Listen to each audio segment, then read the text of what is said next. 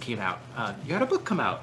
I did just have a book come out. I created the Eberron campaign setting around 15 years ago, and I have just released this new book, Exploring Eberron, which I finally get to touch on a whole lot of different parts of Eberron that we've never had a chance to talk about over the last 15 years.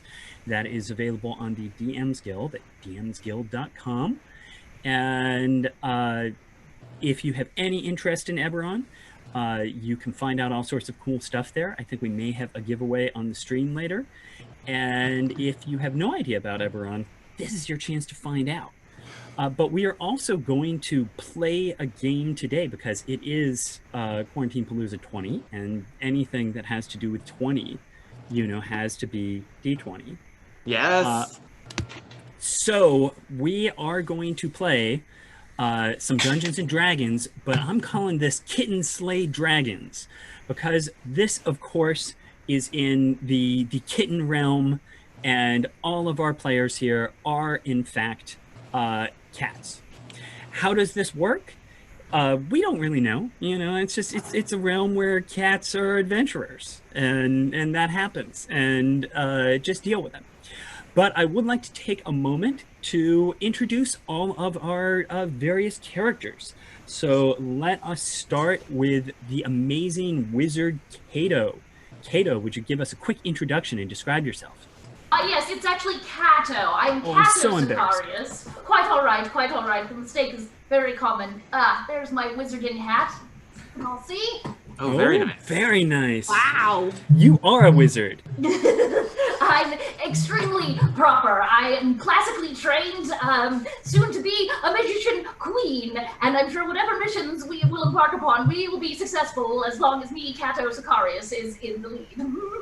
I'm an evocation specialist and beautiful tortoiseshell. Aww. Once I get to know people better, I'll show you my butthole, as is only right and proper. Of course. Now, you, of course, do have a familiar who is your trusty companion. Best companion of all. Beans. Tell us about yourself.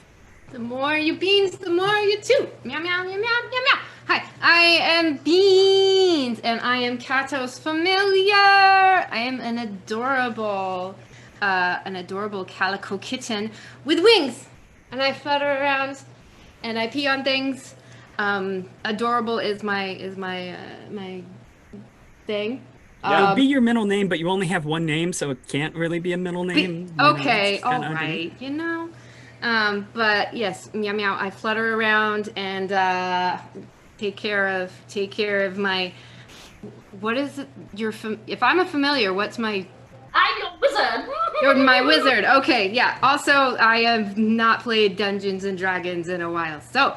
Thankfully, I'm sure my wizard friend Cato will help me out where I need it, and that's it. There you go. That's my story. All right. Well, since we're in the same square there, we also have the mysterious monk, Racket. Tell us about Racket. Well, Racket is not still a kitten, but not yet a cat, somewhere in that middle range. Racket is a very, I think, polite, very blind monk kitten. Racket had conjunctivitis from a very early age, basically never saw anything, and was raised by monks in a monastery, and now through mysterious circumstances has had to leave the monastery and has joined this fine group of friends in their adventures. Domestic short hair, gray. If you're going to be generous, Russian blue, but come on, your cats are just great cats. Okay. Yeah, understood. Very well. Let us go to our cleric Yasmiauna. Oh. She's very quiet. I'm so quiet that I don't meow ever, even though it's in my name. Yes, I'm playing Yasmiauna. I am a cleric who has definitely done this before and knows what she's talking about. And you're Siamese? Yes, I'm a Siamese cat. Very good. How about 5? What? Tell us about yourself. Why? No. You know. 5 is a feral, short hair, barbarian. She kind of grew up on her own, was a bit of a loner, was recently in sort of a group of similar feral barbarians because someone decided to be a leader and they got into some shenanigans, and then the leader died, and then the whole group kind of just broke up because nobody else wanted to lead. So now she's gotten a little bit used to being around others, but isn't very good at it. So You got that sort of stray cat strut thing going on. yeah, yep. And last but not least, Laguna. Hi everybody, I'm Laguna Beach. Some people call me Laguna Bitch, but hopefully you won't. I'm a white Persian bard. I play the lute like super good. And it's really hard for me to keep groups of friends because sometimes I'll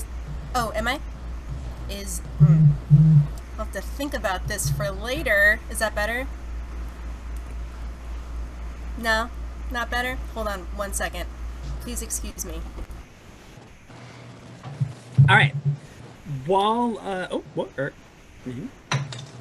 it's fast. How's that? Better? No. All right, We'll cool. do it. Okay. Anyway, sometimes horrible things come out of my mouth, and people get extremely angry, and there's not much to do after that has happened. But you know, new group of friends. All right. New possibilities. I have a few questions. I'm going to quickly ask people. So Laguna, you are a well-known bard. Very popular in the region. What's the name of your big hit? Oh, the name of my big hit is Stay at My Tavern. It's filled with a lot of innuendo. Got it. Stay at my tavern? Stay at My Tavern. Stay? Oh, Oh. I don't think... I'm going to say no, even though I like that. Yes, Meowina. You are a cleric. What's your religion? It's the one with the gods. Oh, the one with the gods? Is it like, about like mainly floofiness or everyone getting treats if they're good? Oh yeah. Okay. So mostly the tenets are that you love everyone except at certain points you love too much and then you attack. Okay. So, Okay. yeah. Right. We can work with that. Love Intel Scratch. Kato, Yes. you are classically trained. Yes. Now, the fact of the matter is, when you were going through your classic training, you had a rival, another wizard in wizarding wherever you were wizarding. Can you tell me about this rival? Yes, this rival's name is Meownius Catgar, and they're older than me, and everyone thinks they're the best because they're in charge of stuff. They were the class president. But I, Cato Sicarius, am the most glorious, and I shall prove myself. I shall. Meownius Catgar is more of a universalist wizard. I, of course, specialize in the arts of fire. What Also kind acid and of sometimes lightning. what kind of cat is Meownius Catgar? Meownius Catgar is a sphinx, Oh, wow. Okay, that's creepy. right? I know. All right, and finally, Racket. Racket, Yes. one of the reasons you left the monastery and joined with this group was because you were being sent to find an ancient, powerful artifact. What is that artifact? Yes, well, the ancient powerful artifact that my tutors sent me to find was, in fact, it's actually a plant, and it is the most powerful catnip known to creatures. Right. They felt that by sending me out into the world on this quest, that to find this powerful catnip, that I would learn more about the world and myself as well. Well, here's the basic situation that brings you all together. The fact of the matter is that Meownius Catgar has gotten a hold of the ultimate nip. And first of all, you are on a quest to find the ultimate nip yourself, Racket. But also, Kato, you can't have first off, who knows what Meownius Kakar is going to do with this? Silenate! It's way too powerful for some old person like that to have it. But also, you just can't be stood up like this. Never! And meanwhile, Yasmiana, you of course know that there is too much. Such a thing is too much catnip, and we have to deal with this before Meownius uses it. So Meownius is staying in a place called the Big House, which is an abandoned giant's castle. And basically, there was a giant there. It moved out, but like everybody, a whole lot of people have moved in. So there's like some mouse people and some rat people and a bunch of cats. And you know that this is where Meownius is holing up somewhere, but you're not sure. Think of it like Casablanca, if Casablanca was just one giant house instead of a big city. Now, you've performed at the Big House before, Laguna. So, I mean, again, you sort of know your way around, like the sort of entryway lower level of the house. And so you've all met up. You share this common goal to get the ultimate nip. And you're here sort of in the sort of main plaza of the Big House. It's a big, gigantic oriental rug that, equivalently to you, that it's only like, a sort of thick rug, but for you that comes up to like your knees. And it's a reasonably nice day. People are around. What's your plan? How are you going to try and find Meownius Kakar? Well, I mean, first things first, someone should barf on this rug. Well, yes, who's going It's to? not proper otherwise. Let's do a montage of that. Okay. So everyone does a little, there's some scratching, there's some barfing. Very good. I think Kato had the best barf there. You're too kind. You have such beautiful hair balls, but, I do have the most beautiful balls, don't I? Yes. Calm down. Yes. Right. So I would say, Laguna, go ahead and give me a let's just say a charisma check if you have nothing else going on, just to see. You've been around here before, so you know about stuff. I know about stuff. I don't know about stuff. I got a 7. Fair enough. So, anyone else have any ideas? Like, where might you start if you're just coming into this city and you're looking for someone? And it's a cat. It is true. It is a cat. Meownius Kakar is, well, he's older, and so he likes to spend a lot of time sitting in the sun, not doing much of anything. So we should look for the sunniest spot in the house. That's a good theory. Any other ideas before we get moving on that? Well, yeah, Racket has an idea. Racket. Yeah, that's me. Racket cannot see, but all of his other senses are enhanced. He can sense the vibrations of the air through his whiskers. He has extra smell. Pee. Yeah. Do you smell the pee? What does this person we're searching for smell like? Maybe I can point us in the right direction. That's a good point. Does Meownius Kakar, is there like some habit he had in particular? Something that always, would have a strong smell associated with it? Oh, yes. Beans, do you remember better than I do? I do. Yes, Meownius did have a penchant for peeing in dark corners. And on expensive things. Are there any mansions, fancy places? Oh, and he always Yes. trying to get out of the litter box. He'd always he was never able to shake off all of the clay. That is embarrassing. There is a tavern called the Mousetrap, And probably if you go there, you might be able to convince somebody to tell you, like, where's the fancy place? You know, between fancy places, litter boxes, that would be a good start. So do you want to head over to the mousetrap? Yeah, I think that's a great Shall idea. we? Yeah.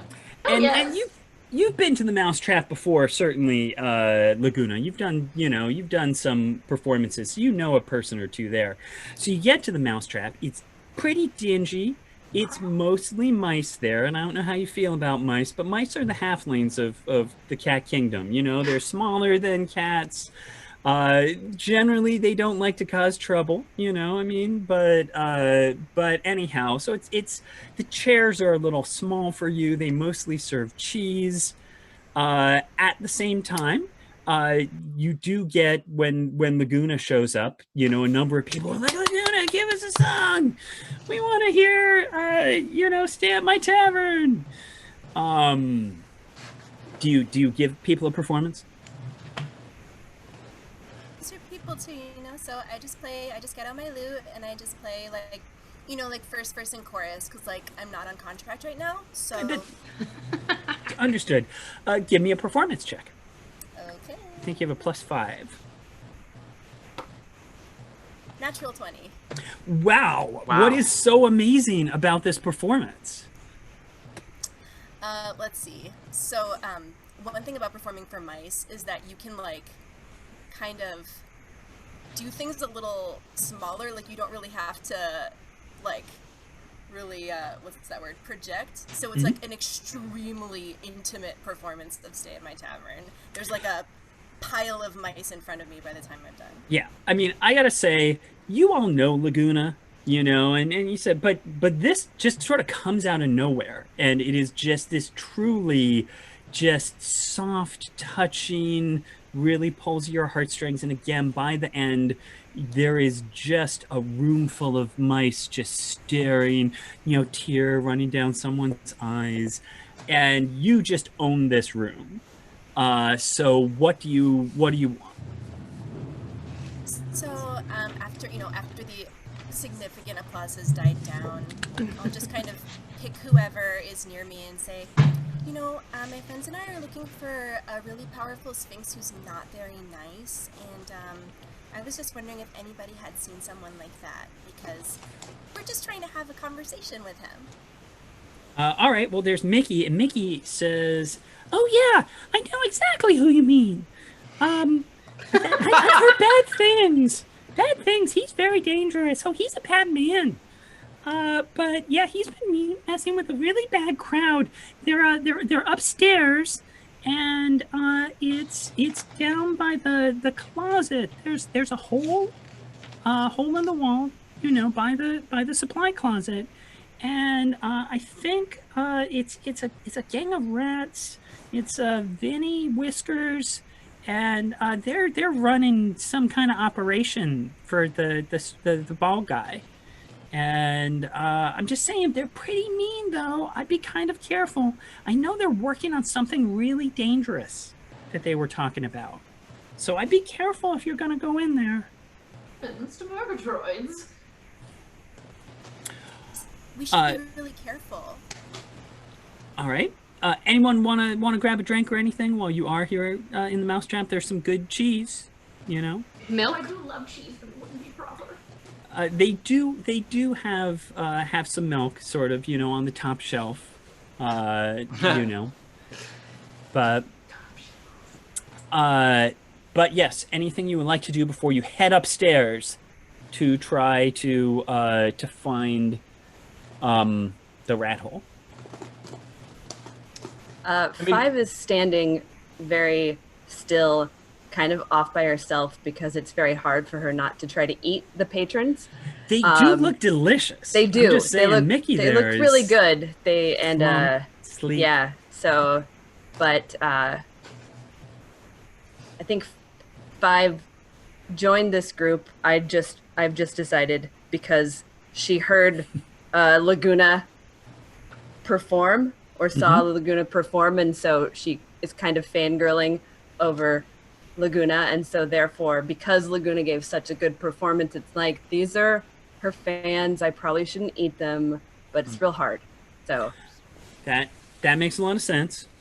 All right. So I'm actually gonna, I'm gonna go over to 5, and just be like, because I know you're really strong, and so these mice are like, I mean, I know mice are scared of cats, but these mice are like very scared of this cat, and apparently there's some mean rats. So like, I don't know. I mean, you might have to use that axe. Okay. It's true. All right. Well, we're all ready after that epic speech. Five, keeping it real. And so you venture out and you head to the distant land of upstairs. And it is a long journey. Just getting up the stairs takes a little while. And meanwhile, Beans is just flying all over the place, and just what takes all these slowpokes so long. But you go through the dining room. There's a chandelier that's fallen, and there's it's fun because there's little dangly bits that you can swan at and things like that. But you do manage to get past that, to get up the stairs, and there ahead you can see the closet, and by it the hole in the wall that they were warning you about. Do you have any plans as you approach it? I want to stick my paw in it and just bat around, but I'm not, because I feel like I shouldn't. You do say, I'll say that, Racket, you do smell just that scent of strong urine that surely must be, you're on the path towards Meownius Cantar, and there's a little bit of clay, just there on the floor, just a couple of nuggets scattered about. This way lies the urine and the clay smell. I knew it. I'm gonna. Can I flutter it up to the wherever the chandelier fell from, and just kind of get a view of what's going on, an aerial view? I'll be the drone. I'm gonna be the drone. All right. Oh, Beans, you are surely the most majestic flap. You are indeed. All right, so you scout out from above, and generally, actually, it seems like the area is relatively deserted. You think that people are a little afraid of this, but I'll go ahead and say, actually, give me, I think you have perception. I think you have a +3 perception. Go ahead and roll. I don't... It's under skills. Oh, yes. 14? That's 11 plus 3. 11 plus 3. Okay. So, again, you circle the area. You can see that it looks like the chandelier actually was probably cut at some point. Like, it didn't just fall naturally. Someone brought it down. Like with a claw? Yes. And in fact, this is the thing. You actually see that there is something trapped under the chandelier. If someone were to try and shift it. I'm gonna flitter over to Kato and I'm not big enough to lift it myself, but I'm gonna get the attention of Kato. Hey, this is thing. Do I see the thing? Now that she points it out, yeah, there is some kind of sort of shape trapped under some, fallen nuggets of crystal. Oh, heavens to murder droids. Well, I should think that we should perhaps help whatever small creature might be under there. Or be careful. We want it to be under the chandelier. Oh no. Now, it's a big chandelier. I mean, it would take someone pretty strong to try and shift it. Well, that certainly wouldn't be me, while I, Cato Sicarius, am the unrivaled master of the wizardly arts. Physical maneuverings are not my forte. Everyone looks at 5, except for Racket, who kind of gestures with whiskers towards 5. Huh? Oh, it takes 5 a while to notice. What? Seems like somebody might be in trouble under the chandelier. I can help you. Oh, move it? Yes, I'm strong. All right. So 5 tries to shift the chandelier. When you say help, are you going to give inspiration to that? You roll 1d6, Laguna, and go ahead and give me an athletics check 5, and you'll get the bonus from Laguna, if you feel it's necessary. Ooh. I have a 13. Okay, what's your bonus? 6. So here's the thing. You start trying to move it, and it's huge. It is a giant chandelier, and you're straining with all your might, but you're having trouble. And then what is the moment of inspiration that you give her, Laguna? How do you give her that little push that is what she needs?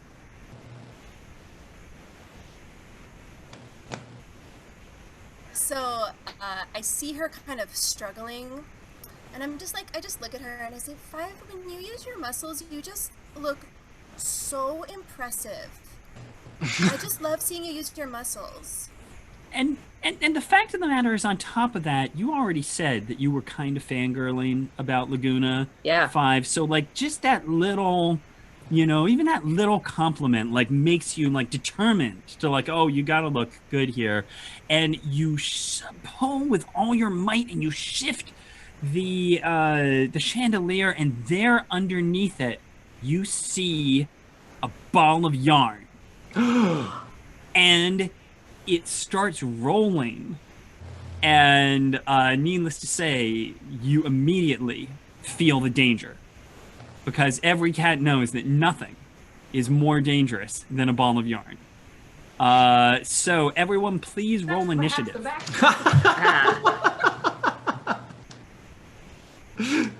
It's a trap. All right. Ooh. Oh. So it's that plus. It's D20 plus. You all have an initiative number. So Kato, what'd you get? Kato Sicarius will be going on a 22. 22. Oh, Kato is fast. I am. Beans, what'd you have? 17. All right. Racket. A total of 8. 8. All right, Laguna. 7. 5. 21. Oh, and Yasmiaoina. 14. Okay, so Kato, you are first. So here is the thing: you see 5 shifting the thing and recognize immediately the deadly ball of yarn that lies right there, and you know that again, if this is not stopped, who knows what it might do? Because That see, is a vacuum cleaner. yes, well, every cat knows that there is danger hidden in the ball of yarn, which is why it must be dealt with. Oh, yes. So, Kato, what will you do? I think I should cast Firebolt. I think that's an excellent idea. Take that roll. Yes. Oh, I, Kato Sicarius, have rolled a 14. All right, that does hit. It is deceptively easy to hit. Mission successful. So go ahead and roll your damage. 1d10. Delightful. Ooh, 5 damage.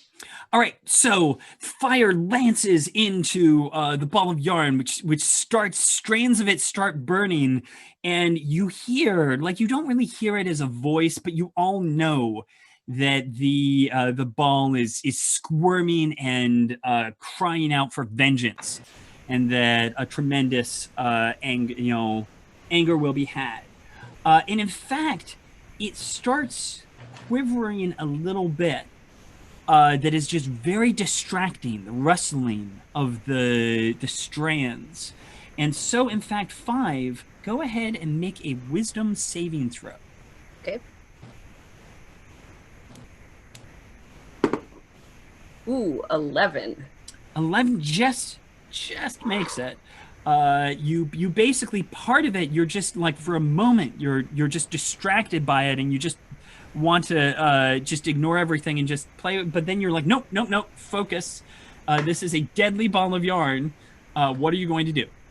I'm gonna hit it with my giant axe. Good call. That's what I like to do when I'm scared. It's hit things. Brr. So.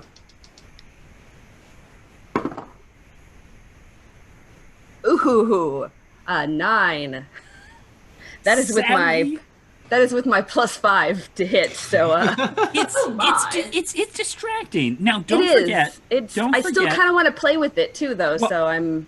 Since this is the first time we're doing this, I'm actually going to give you an option here, which is you do have an option called Reckless Attack, which is when you make an attack, you can take advantage. It just means everyone else will have advantage against you.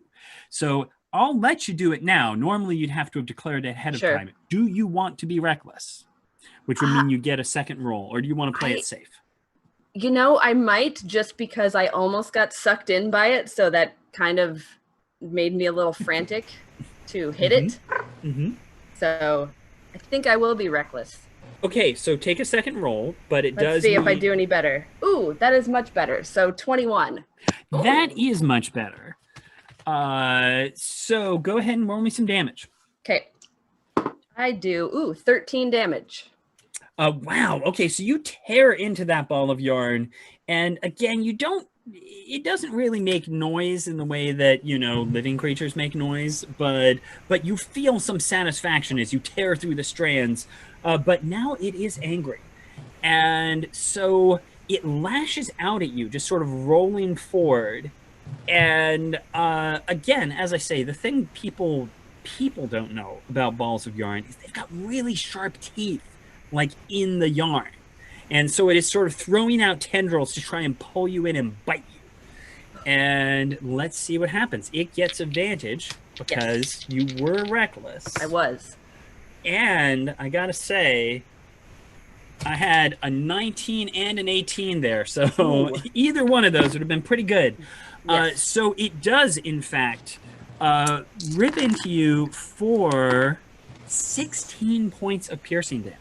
Well, that's half my hit points. It is not messing around. So, yeah, y'all thought it was playing around. It's not. So, go ahead, and that brings us to my cat standing on the thing, but it is Beans. Beans! What? You see this terrible scene. The ball is latched onto poor 5. What are you gonna do? I'm gonna fly. I'm gonna flit over to 5's feet and hold on to its toe and start flitting and trying to pull back a little bit. Also, I have I can do cute things. Do you want to be really cute to this ball of yarn? I do want to be really cute. I've never been cute to a ball of yarn before, but this ball of yarn seems pretty. Everybody appreciates cuteness. So what is the cute thing you are going to do? I am going to cast Cute Overload at the ball of yarn. I'm going to wiggle my butt, flip my tail up, and all right. Make a little biscuit. Oh, well, the biscuit is what totally makes it. So go ahead and roll d20. Oh, Beans, do be careful. You have a +5, I think. Okay, so it'll be 15. No, that's 17. Sorry. 12 plus 5. 12 plus 5. You know it. Thank you, Monk. Monk can do math. So as it turns out, even balls of yarn appreciate a little cuteness. You make the best biscuits in town. So go ahead and roll 1d10.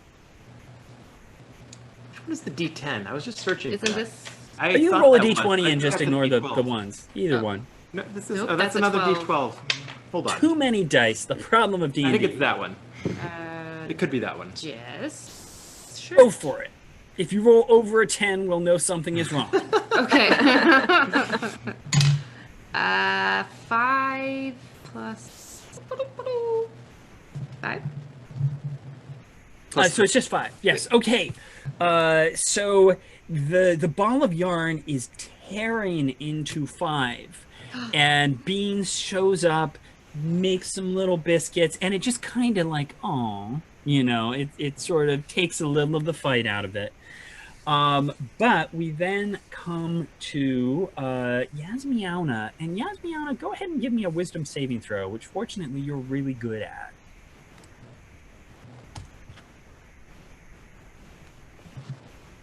We can't hear you. Yeah. Sorry.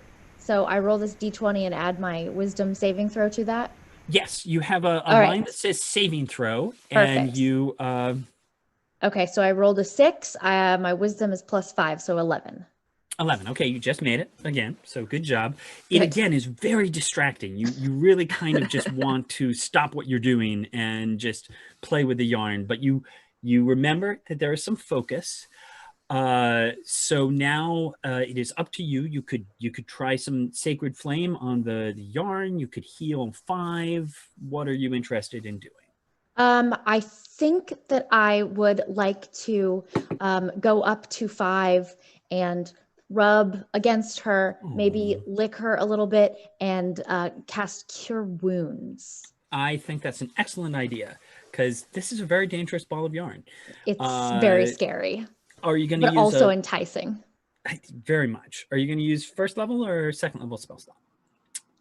How much wood do you want in your So, if you look at your Cure Wounds spell, Yep. if you use the first level, you do 1d8. If you do the second level, you do 2d8. It's just that you only have 2 of those second level slots. So it's just like, do you want to burn it all right now, or do you just Okay. want to use one of the weaker ones? Yeah, let's just go weaker, right? Okay, yes. I think that makes sense. Sounds So good. I think it's listed right there, but I think it's 1d8 and you add Plus- 6 to it. Yes, sounds good. Okay, great. I'm rolling really well. It's 2 plus 6, so total of 8, but it's better than nothing. Yeah, absolutely. You're And- welcome. And Thank just you. mark off one of those first level spell slots. Perfect.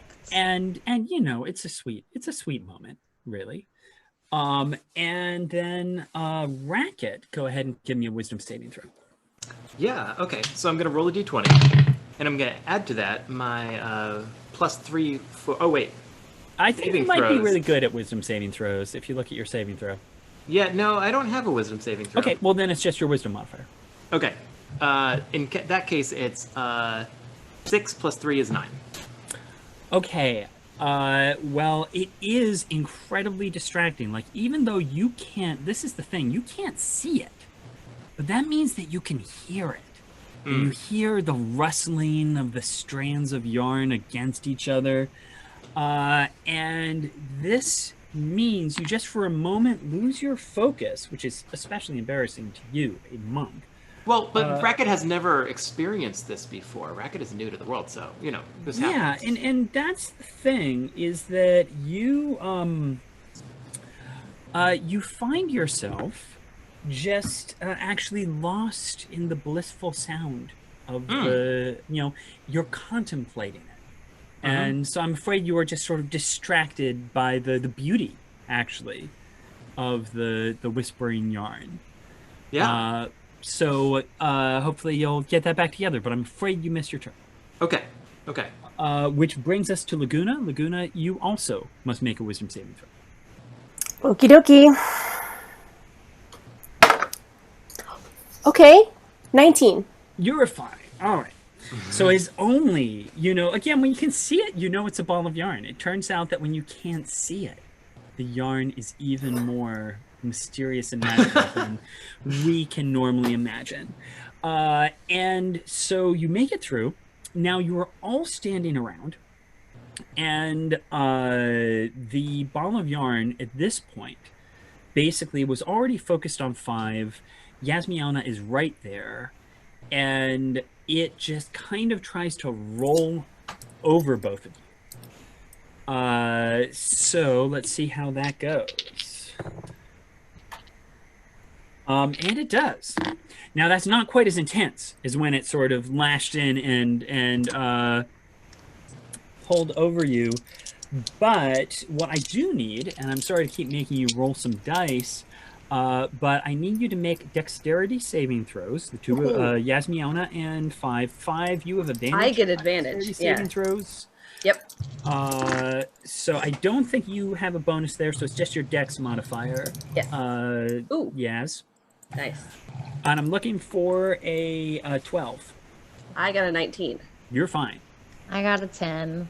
All right, well, it knocks you down, and you're kicking with your hind feet, you know, and it is kind of adorable, but at the same time, it is 8 points of damage to Yaz, and 4 points of damage to 5. And Yaz, you are like under this ball of yarn, which is a lot bigger than you thought it was. Like, I mean, it's a pretty gigantic thing. And that brings us all the way back to Kato. I, Kato Zacharias, suddenly think this is a lot more trouble than it initially began as. Perhaps I should, a more powerful spell is called for, yes. Yeah. I will, well, Beams is already there, so I shall use her to launch forth a burning hands, but, I will use my mastery of the wizardly arts to sculpt the spell so that my two friends are not caught within its bounds. Excellent plan. Do you happen to have on you, I think, am I right in thinking it's 3d6? It is, but half if they made a dexterity save of a I will 13. I will handle that part. Roll the damage if you have it. So 3d6. And so Beans belches out a giant gout of flame. I mean, it's adorable, right? It is still adorable somehow. It's like a unicorn belching rainbows. How much damage? I, Kato Zacharias, have rolled 6. Well, that's sad. It didn't make a saving throw. It still looked cute, so that's Well, there's that at something. least.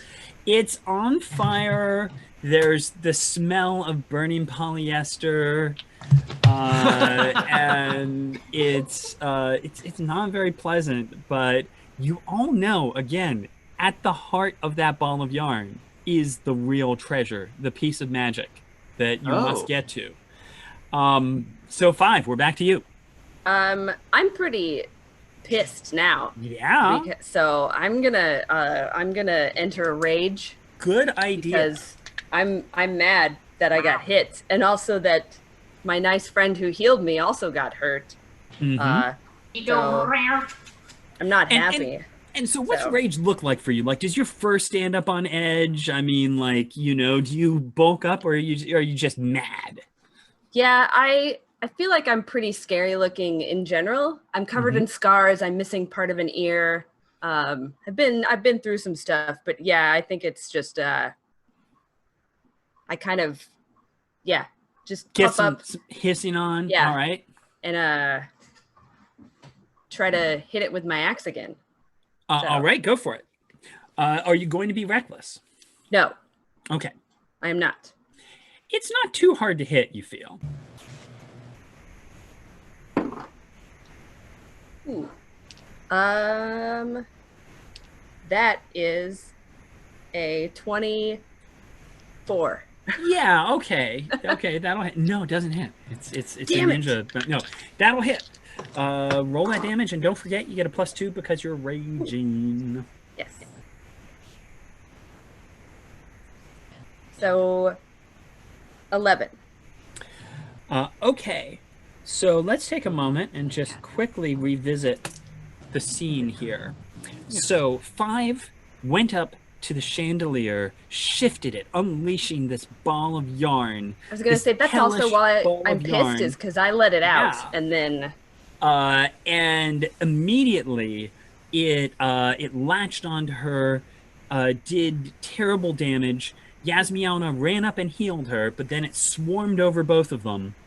Now, after it has been set partially on fire by Kato, Sicarius, and Beans, 5 has managed to sort of throw it aside, strike one mighty blow. It's still together, but you can feel like that was a solid strike. It doesn't have much more in it. So that puts us to Beans. I'm going to I'm going to attack with my adorable aura. Aww. Aww. Okay, so adorable aura means you sort of present yourself to it, and you are so adorable that you're basically trying to just charm it. You're trying to be like. So I'm gonna "Dude." get on my back and put my belly up. Aww. This kind of thing, like, come on, you want to scratch my belly? Come on, it's so cute. I'm so adorable. So that normally doesn't have a roll associated with it. The yarn makes a saving throw, but just for the fun of it, I'm gonna have you roll the saving throw for the yarn. So this time you want to roll low, like you know, basically just so we see what you get. Oh, roll this dice. This dice is screwed. Yeah, roll the bad die. So roll as I've low never as you rolled can. above a 10 with this one. Okay. Probably just jinxed it. Oh, come on. It was a bit of a long shot in the first place. It is a savage, crazed ball of yarn, and so you gotta say, Beans is incredibly cute, but it kind of doesn't really. It's not picking up on it, you know. But it was a good try. That is literally the highest that dice has ever rolled. It's a 17. All right. I am going to. Belly was not enough. I'm going to roll a die. On an even number, it's going to go after 5, who, after all, did just hit it very powerfully. On an odd number, it's going to go after Beans, who's lying there being incredibly cute. Oh, no. So it does. Like, basically, you go there and you're just, look at me, I'm on my belly, and it's just like, rah! Can I clamp it? You can, yes. Yeah. Can I do my hellish rebuke? If it hits you, you can indeed do your hellish rebuke. So let's see if it hits you first, and it does. So yeah, you do. You use your hellish rebuke. I think that's 3d10 damage, or maybe even 4. Yep. Yeah. 3d10. I'll figure out how much damage it does to you. Roll that damage if you have something to roll, or if you want me to roll it, I can do it. Oh, I need the 10. Yeah. Oh. In fact, I'm not even going to have you roll it because that's enough damage that's going to do the trick. So first I will just say it does hit you for 11 points of damage. And basically what happens is this savage ball of writhing, burning yarn rolls over and completely sort of covers Beans. And for a moment, you're all like, no, Beans is lost. And then suddenly, light just starts shining through, and it just explodes in a burst of adorable flaming little shards, with Beans just looking incredibly cute in the midst of all the burning wreckage. That's my Beans. Did Beans take 11 hit points of damage? Beans did take 11 hit points of damage, but Beans, you also found the glowing heart of the yarn, which is a little glowing stone. And I will say whoever has that stone gets a +1 on all their saving throws. Oh, wow. So right now, Beans, you have it. The problem is you don't have hands. It's not or pockets or anything like that. I don't have thumbs. You probably have a collar you could tuck it into or something. I'm wearing like a trench coat. Can I? Oh, okay. Well, you can just tuck it in your trench coat. Sure. Can I sort of writhe up to? Yeah, sure. Get it into my pocket. Sure. Real cute, like hi, hey girl. All right, so you have that. Now, I will say, having survived this deadly challenge, that you know the rat hole lies ahead, where we expect that Meownius Kakar is lying. But should we perhaps stop here for a musical interlude so Laguna could perform before we venture deeper into this dangerous dungeon? I feel like we all just went through this big experience together, and like, you know, there was some damage done, and we need something to lift our spirits. And maybe basically a short rest in which a performance happen to help you all while you take your short rest. Yeah, absolutely. Yes, please. Could you help us out with that, Laguna? I would love to, and in fact, since I have a gig, so I can't stay. I'm going to use all of my bardic inspiration, and I will give some to 5. Aww. And I will give some to Yasmiauna. All right. And I will give some to, because I feel like Beans has her own deal where she can just phoenix herself. So I will give the other one to Kato. So for the next 10 minutes, once in the next 10 minutes, you can add a d6 to an attack roll, saving throw, or ability check. All right, I've made a note of that, so I'll remind you when it comes up. But also, shall we stop and have some music for a moment?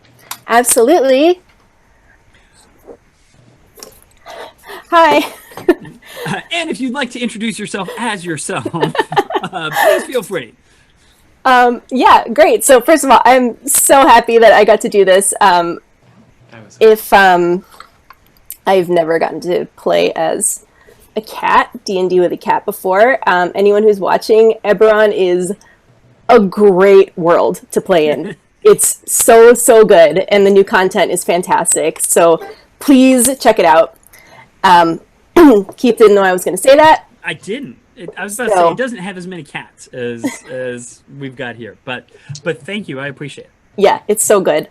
My name is Melissa Lusk. I'm going to play some songs as me, not as Laguna. I thought about ways to tie it in. I didn't. We appreciate it. Yeah. Great.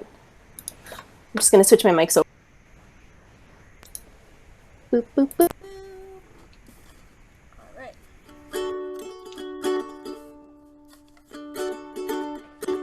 I got coffee making, I got toast and eggs and bacon, and I got an old wood table and a chair. I got peaches in my yard, and I got room to see the stars, and I got grass to walk around in my bare feet. Well, I got a car that goes, and I got all 10 of my toes and fingers too. But I can't quiet the thought that out of all the things I got, I ain't got you. I ain't got you. I ain't got you. This is all well and good, but not as good as it could have been with you. Well, I got a bed to rest in, I got clothes I look my best in, and I got an old turntable in the hall. I got Patsy and Loretta, but I swear it would be better if I had somebody like you I could call. I'd call them.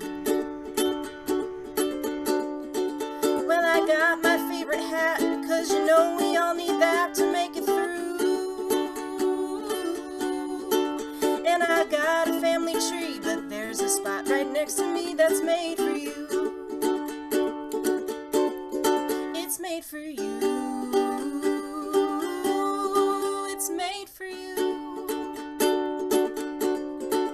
Yes, I got a family tree, but there's a spot right next to me that's made for you. Pausing real quick to check in and see if the audio sounds okay. I know my mic was a little...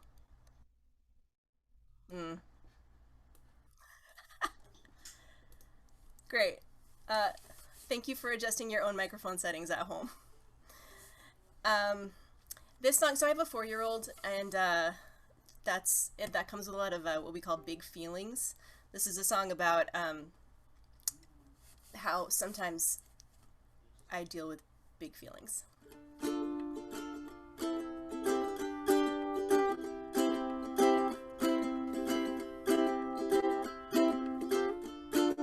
It's hard to say exactly why it happens, I don't know. But safe to say the last 4 years sure took a toll. And sometimes when I'm sad and angry, I lose sight of the goal. I point angrily at my TV and then I say, I hope you die. I wish your heart would cease to beat, that you'd be slain in cold defeat, or go out peacefully in your sleep. I just want you to die. You never-ending fount of crap, you need a never-ending nap. I hope you die.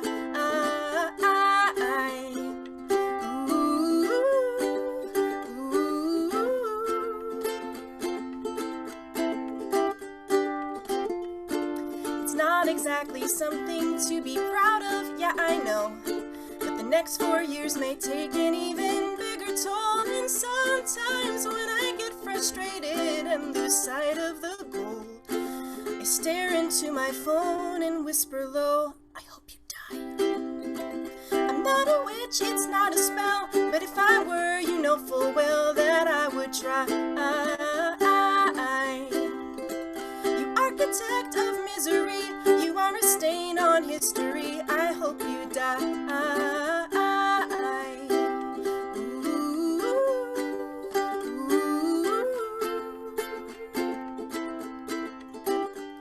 Now this might be the point where I would turn around and maybe reflect on all the things that I've just said. Do I really mean I want a human being dead? Yeah, I hope he dies. I know he will, but soon be great. That living catalyst of hate. I hope he dies. It isn't healthy to express, but he's made such a fucking mess. I hope he dies.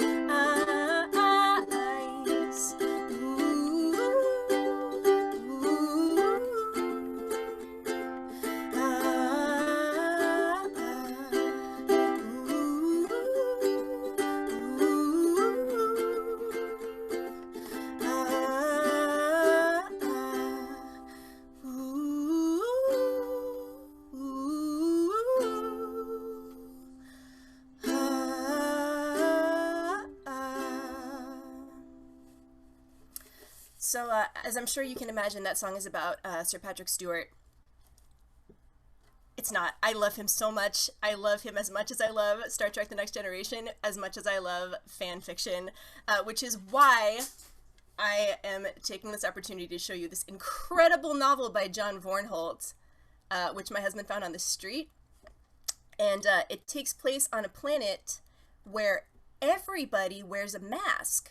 And if you're not wearing a mask, it's like you're naked. So, I don't know. I just thought that might be fun to share with everybody for no reason. This is a song I wrote for two friends for their wedding. It was sort of a list of things that I hope for them, but I think I just hope for them for everyone. May your oven be hot and your freezer be cold. May you live to 100 or roughly years old. May your coat keep you warm and your shoes keep you dry. And may you stick by each other the rest of your lives. Sorry, my headphone thingy. Nope, there we go. May you listen when angry and share when you're sad. May the morning remind you when things aren't so bad. May you sleep when exhausted or laugh till you can.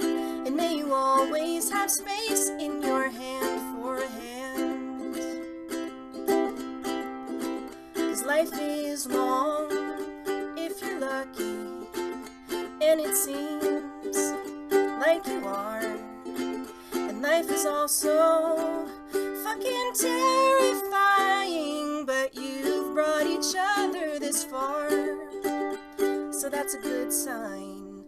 May you fight back to back, and may you walk side by side. May you build your own fortress to hide out inside. May you cherish this love like your very last time. And may you try things that scare you, but not all the time. 'Cause life is good if you're lucky, and it seems like you are.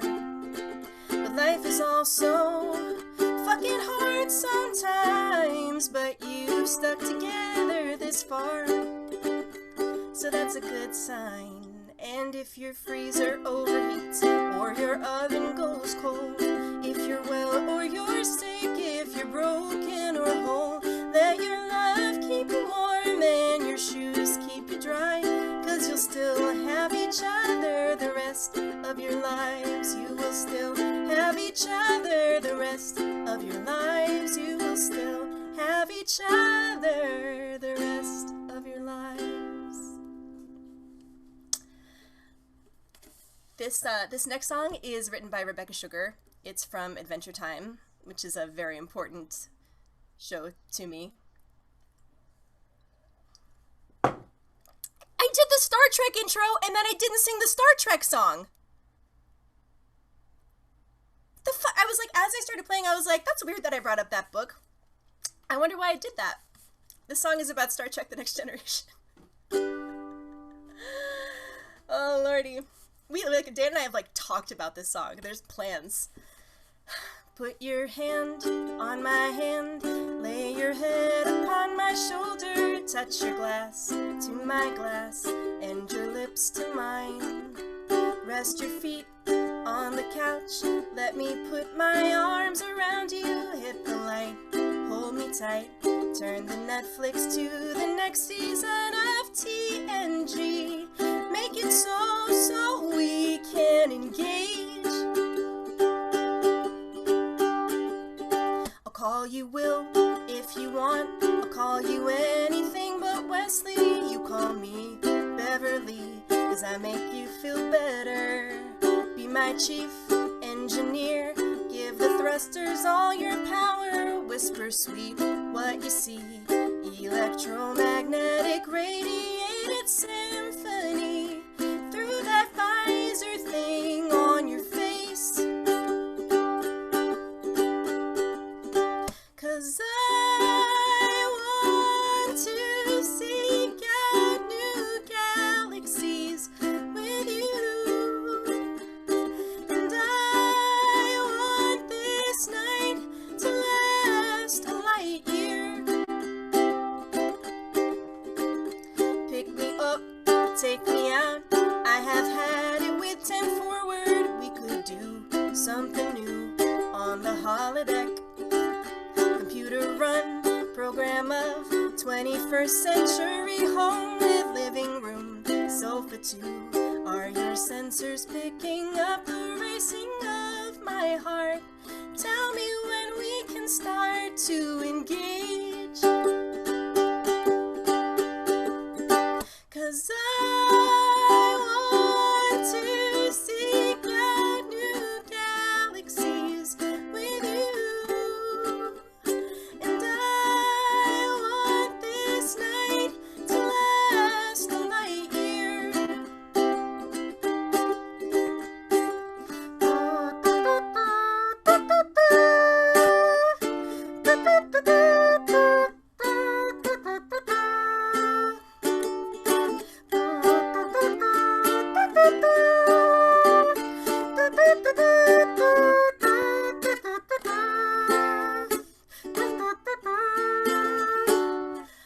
I want to seek out new galaxies with you, and I want this night to last a light year.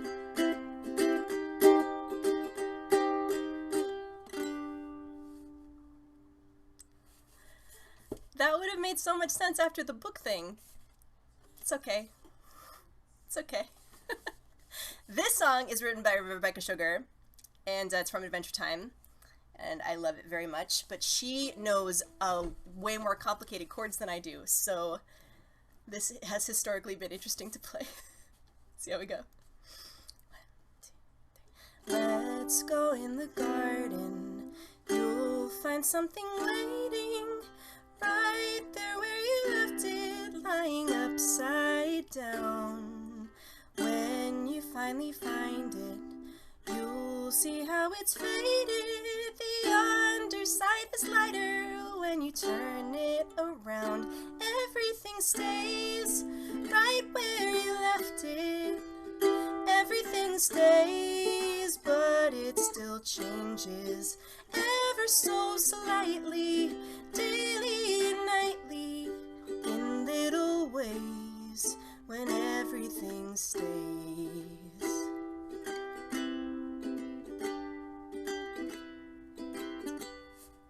Go down to the ocean, the crystal tide is rising, the water's getting higher as the shore washes out.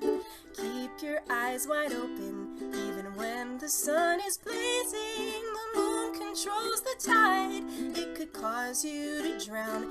Everything stays right where you left it. Everything stays, but it still changes ever so slightly, daily and nightly, in little ways when everything stays ever so slightly, daily and nightly, in little ways when everything stays.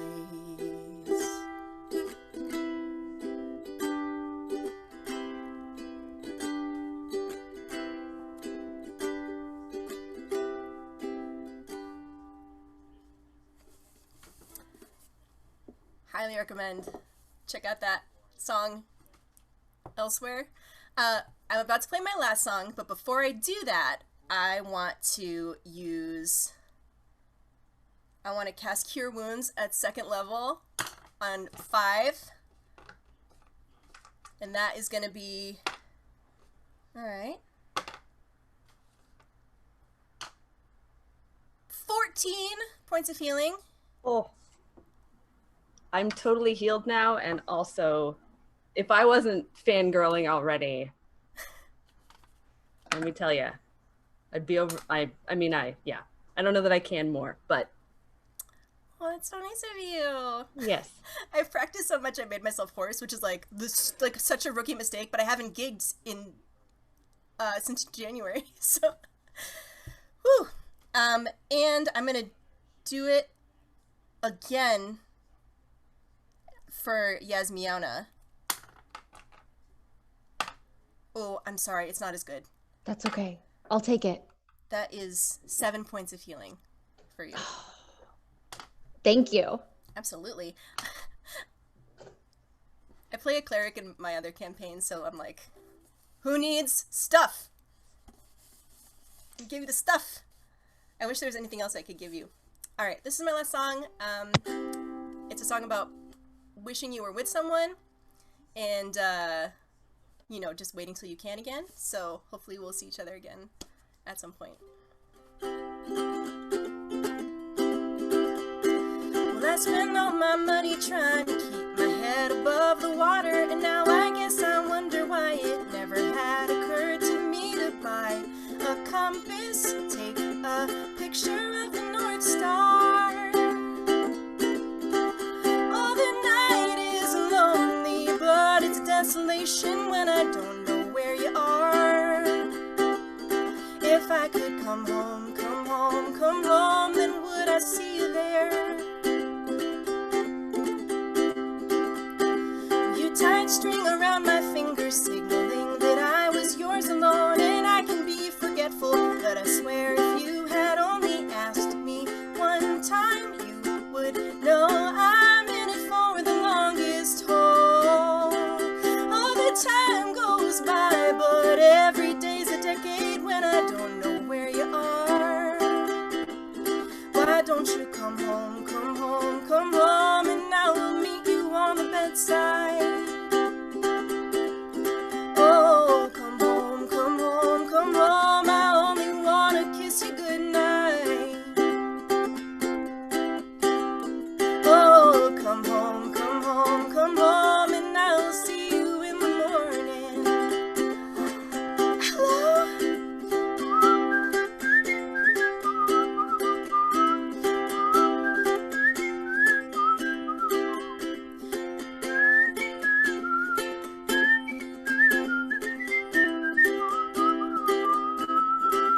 Oh, the night is lonely, but it's desolation when I don't know where you are. Why don't you come home, come home, come home? I promise promise I will make you coffee. Oh, come home, come home, come home. I only want you if you want me. Oh, come home, come home, come home. Come home, come home, come home. Oh, come home, come home, come home. And I will see you in the morning.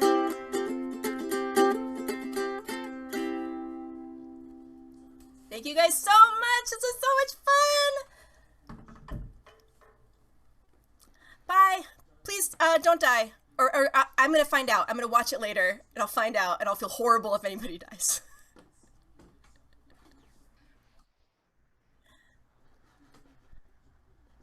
Everyone's mute. Yeah. Bye, Sarah. Thank you. Have a wonderful evening. Hi, that was so good. To unmute we and talk unmuted. again about how amazing Melissa is. Yay! That's awesome. I am impressed with any musician who pauses in the middle of a set to heal the rest of the party. I mean, I'm just saying, thoughtful performance. I also have to warn everyone that I do have my pug here, and so he's probably going to be noisy because he's a pug. Sensei Ping! Yes, so I apologize. Oh my god. Did he kick Haggis out? He did kick Haggis out. Haggis will not sit still. Ping will probably, although he's now chewing on the edge of the player's guide to Eberron, so you know he's got a thirst for knowledge. And So we have an actual game creator and designer with us right now. Can we just pitch our idea for using cats and dogs as a randomizer? How does that work? I'm in. Yeah. I think that just putting kittens and seeing who, you know, which one leaves the box first. Yeah, Ping is chewing on the edge of the player's guide to Eberron. I wish I could take a picture of this real quick. Okay. I just wanted to take a let's do this. second to plug Melissa again. Yeah. So Melissa Lusk. You can follow her on all the things. Also, you will not be disappointed if you look up Melissa Lusk on Spotify. And there is a song called Heartfelt. So she plays a puppet in an ongoing podcast called I don't know. I don't know. But I'll find it because it is. Look up Melissa Lusk when you have a chance on Spotify. Click on the thing that says Heartfelt and just listen to that. I don't know what it's about because I haven't listened to the podcast. I know there's a puppet. The Fall of the House of Sunshine. Yes. That's I guess the There's some podcast. kind of podcast. We were going to. We didn't have time, but we were going to promote. I think they're in their third season. Their final season. Oh, final season. Yeah. And so I don't know what it's about, but you will not be disappointed if you just listen to the song. It's I didn't know terrifying and hilarious. I didn't know much. I didn't know anything about Melissa up until this week, and so I was trying to go through and learn some things. And then I listened to this song called Heartfelt, and I was like, "What is going on?" It's amazing, like in a good way, But Give yourself a nice surprise Yeah. next time you're on Spotify. yeah, she on Bandcamp it's Boy Girl Party, I believe, and also she is in the band Teen Girl Scientist Monthly. which They are Kittens- great. We've They're played so much before as fun. Kittens Slay Dragons, and they are so much fun and just delightful humans. Some of my favorite tour friends. Yeah. Some of those people that we really hope we can get to see again in like 2021, when maybe live music comes back to life. We'll see. Maybe 2022. We'll Anyways, see how it goes. yeah, thank you, Melissa, for joining us and playing games. This was great. Yeah. Yeah. Can I assume that we've all now taken a short rest? Yes, you have all now taken a short rest. I was going to see if people wanted to spend hit dice and such, but Melissa, get to erase think, the healed spell. everyone. Okay. Oh, nice. So is Beans now not at 7 HP? Is oh, Beans actually, back no, up? that's true. Beans did get hurt. So Beans, you do get a bonus if you want to roll a d8. Spend one of your hit dice. You'll get an extra 3 hit points back on top of that because of Laguna's performance. Oh, wow. I got a 6. Yeah, that's And I gave you another 3, so 9 points back. Okay. All right, so plus my hit points. Anything else anyone would do on a short rest? 7 plus 9 is 16. You're back up to 16. I'm back up to 16. Okay. Thank you, Bracket, for messing. I don't think so. The wreckage of the yarn, you found the glowing stone. The yarn smells terrible, but the Laguna's song is, relaxing and calming. Yeah. And then she has to go off and, do another set at the... Mousetrap? Yeah, back in the mousetrap. So, it's the danger of traveling with a celebrity, Sometimes they have more important things to do. Yeah. Get a call from your agent and you just gotta split because that's where the money's at. Suddenly you're fighting battles alone and they're playing shows to mice. Yeah. And again, I apologize for the snoring pug if people can hear him, but... Oh, Ping.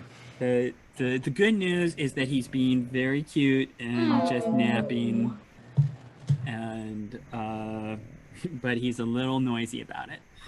He had an operation yesterday, and so I didn't want to leave him all alone for a couple hours. Oh. But you still have danger ahead of you because I'm just saying. Meownius Catgar still has the ultimate catnip. Of course, he would deviously booby-trap the area outside of his lair. Oh, I'm sure that yeah, exactly. This is clearly his machinations at work. Anything else before we dive back into adventure? I, Cato Sicarius, would like to investigate the wreckage of the ball of yarn. All right. Give me an investigation check. So I shall. I think I have a +5. Yes, I do. Oh, bother. I rolled a 7. There's like a lot of yarn. It's burnt. It's a little, it's kind of delightful in its own way, and you take some satisfaction at the burn marks, but no, it's not really anything else there. There's a couple little nuggets of litter that do let you know you are quite confident that that Meownius was in fact responsible for this trap. Ugh. But are you going to proceed into the rat hole? Oh, yeah. But should we perhaps take a moment to plan? All right. Shh. Go ahead. You're fancy planning. Oh, well. Cato. You don't usually plan, Cato. Cato, what do you think we should do? I'm gonna perch on your shoulder. I'm gonna perch on your shoulder. Oh, excellent. It gives me such a look of authority. I hadn't really thought I would be the one to generate the plan. I'd sort of planned on suggesting that we do plan. Yes, Meowna, what do you think we should do? I really think that we should probably go in the hole. When in doubt, Right. go in the hole. As my tutors taught me, when in doubt, go in the hole. Could we perhaps pretend to be repair persons of some kind? I've heard that if you just carry a ladder, people always assume that, you're doing something. They don't question you. Can we find a ladder somewhere? We could make one out of the yarn leftovers. Oh, Rope that's a ladder, great idea. sure. Mhm. Oh, yeah. All right. Got a spell? Do we need a spell to make a so- ladder? I think it's fun. I think someone's gonna have to be clever at convincing people. But all right, so Oh, that's my job. just so we know, Oh, that is your job. Oh, there shit. are- Yes, you're very charming. You can certainly convince I them do that have to we're say, workers. Beans is very charming. So, all right. So the plan is, because just to set the whole scene here, when I say there's a rat hole, what we are talking about is we're in a giant house. And this is a hole that was once owned by a giant rat. So it is definitely a lair. And even peeking at it, you can see there's some guards there and such. So the plan is that we're going to put together a rope ladder and go in and present yourselves as you're there to do some repairs. Absolutely. Yes. All right. I might need to do something. Now, Hold I on. will say Maybe that like favor. I know someone has disguised self, but you know. I do. Cato Sicarius actually came prepared for such an eventuality. I can cast disguise self. So what is the perfect disguise? What is a repair person look like? A hedgehog. All right. With A plumber's friendly butt. hedgehog. Do you have Yes. a uniform of Yes. some sort? Oh my, yes. So something very workmanlike. Perhaps some greasy overalls. Yes, coveralls. That's what they call them in the trades. All right. And I will say the ideal skill for dealing with this would be deception. I can't remember. I think Beans. Do you have deception? I have charisma. No, it's so Yeah, you got deception. plus Oh, I do 5 have to deception. Yes, deception. sorry. Deception. You also, I'll just point out a couple things. You have a cantrip called Friends. You have two things that would work here. You have a cantrip called Friends, which just basically makes people more likely to believe you, but it only lasts a minute. Okay. You also have Charm Person, which lasts for up to an hour before it wears off and people realize something was wrong. So you could just go with the straight talking your way through, but if you wanted to really, go for the magic, you could use Charm Person. Let's go for the charm person. Although, it is important to remember that if charm person fails, they will know exactly what you have been up to. So you could, in fact, I think Cato has an excellent point. So the point is you could try just talking your way, and you could go with the Charm Person if it doesn't work. Yes. All right, so if I understand the situation correctly, we now have a party that is being led by a hedgehog in a micromanage work uniform carrying a rope ladder with a very adorable familiar who's going to do the talking here. Yes. Yeah. My overalls are so cute. They're adorable. How are the rest of you are you just kind of shuffling along behind this, like pretending like, of course, we're the entourage that protects the hedgehog? Or, what's your demeanor? How are you contributing to this we're work people look? Let's start with you, Racket. How are you adding to this scene? Well, Racket is clearly like the journeyman works person is actually just like very gracefully balanced on top of the rope ladder somehow that is being carried over the shoulder. Okay. That's where I am. Yeah. All right. Great. Doing like a crane or something. I don't know. Yasmiana, Cranes are useful for construction work. How are you trying to make yourself look like you belong in a construction work crew?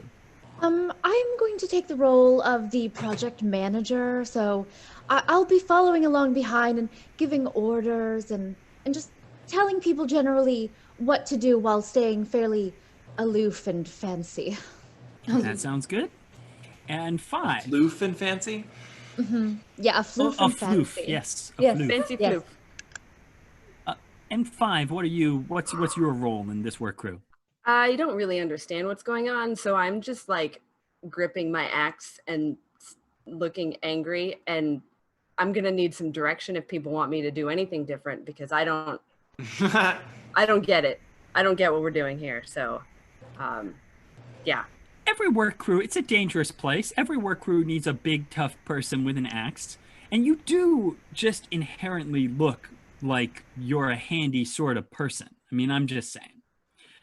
Also, as I understand it, manual labor does sometimes involve chopping things. Legitimate. Okay. So you approach the mouse hole, or the rat hole, and there are, in fact, big surprise. A couple of very large, sort of rat ogre creatures standing to either side and holding spears. Okay.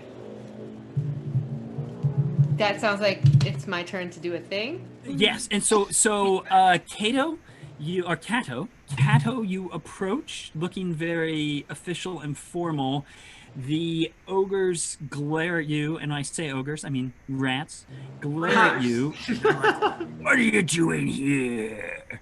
And Beans, you're on. I'm gonna cast some friends. Okay. Okay. Hello. You just do that. That's not like a thing you have to roll for. It just happens. Okay. Do I have And a special voice? I don't know. I didn't know if I needed a special voice to cast a spell. Hello. oh, that's a good one. That works for a friend's voice. And what are you He's here speaking for? an actual cat now. So Oh, sorry. And I will say, they immediately just sort of, basically, Kato is striding up. They're all sort of suspicious. You pop out and turn on the friends, and they immediately just kind of go, "Aww, aww. What can we do for you?" Would you kindly let us pass? There are some light bulbs that need to be changed in your hole. All right, give me a deception check. That's a D20. You have advantage, which means you don't use roll that one. That was terrible. two Use ones. this one. It But was. you roll 2 dice and you take I the mean, best it rolled one. well for you, so go You ahead. have a. Only rolled well on the 2 bad and side. keep This the is best what one. I'm talking about. Okay. But you get a second roll. Okay. Because again, you've got advantage because the friends. You rolled twice and take the best one. So That's 10 plus. 10. What is she rolling for? What am I Deception. rolling for? Yeah, plus 5. 15. I mean, so again, it's not the best performance. You're a little This shy place is about it, fired. and yet you're still so adorable. They're just like, basically, here's the problem: there are no light bulbs. People use like candles or something like that. Oh. But you're so cute that they don't even like notice. They're like, okay, I guess they put light bulbs on.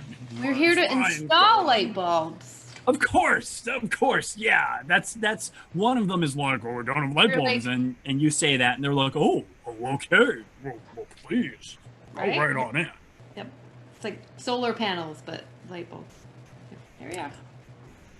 Look at the Uh, ladder. Do you see the ladder and the angry five with the axe?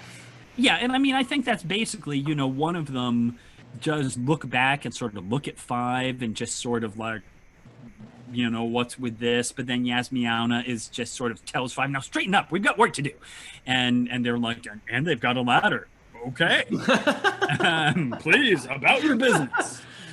And so they let you on through. Good job. And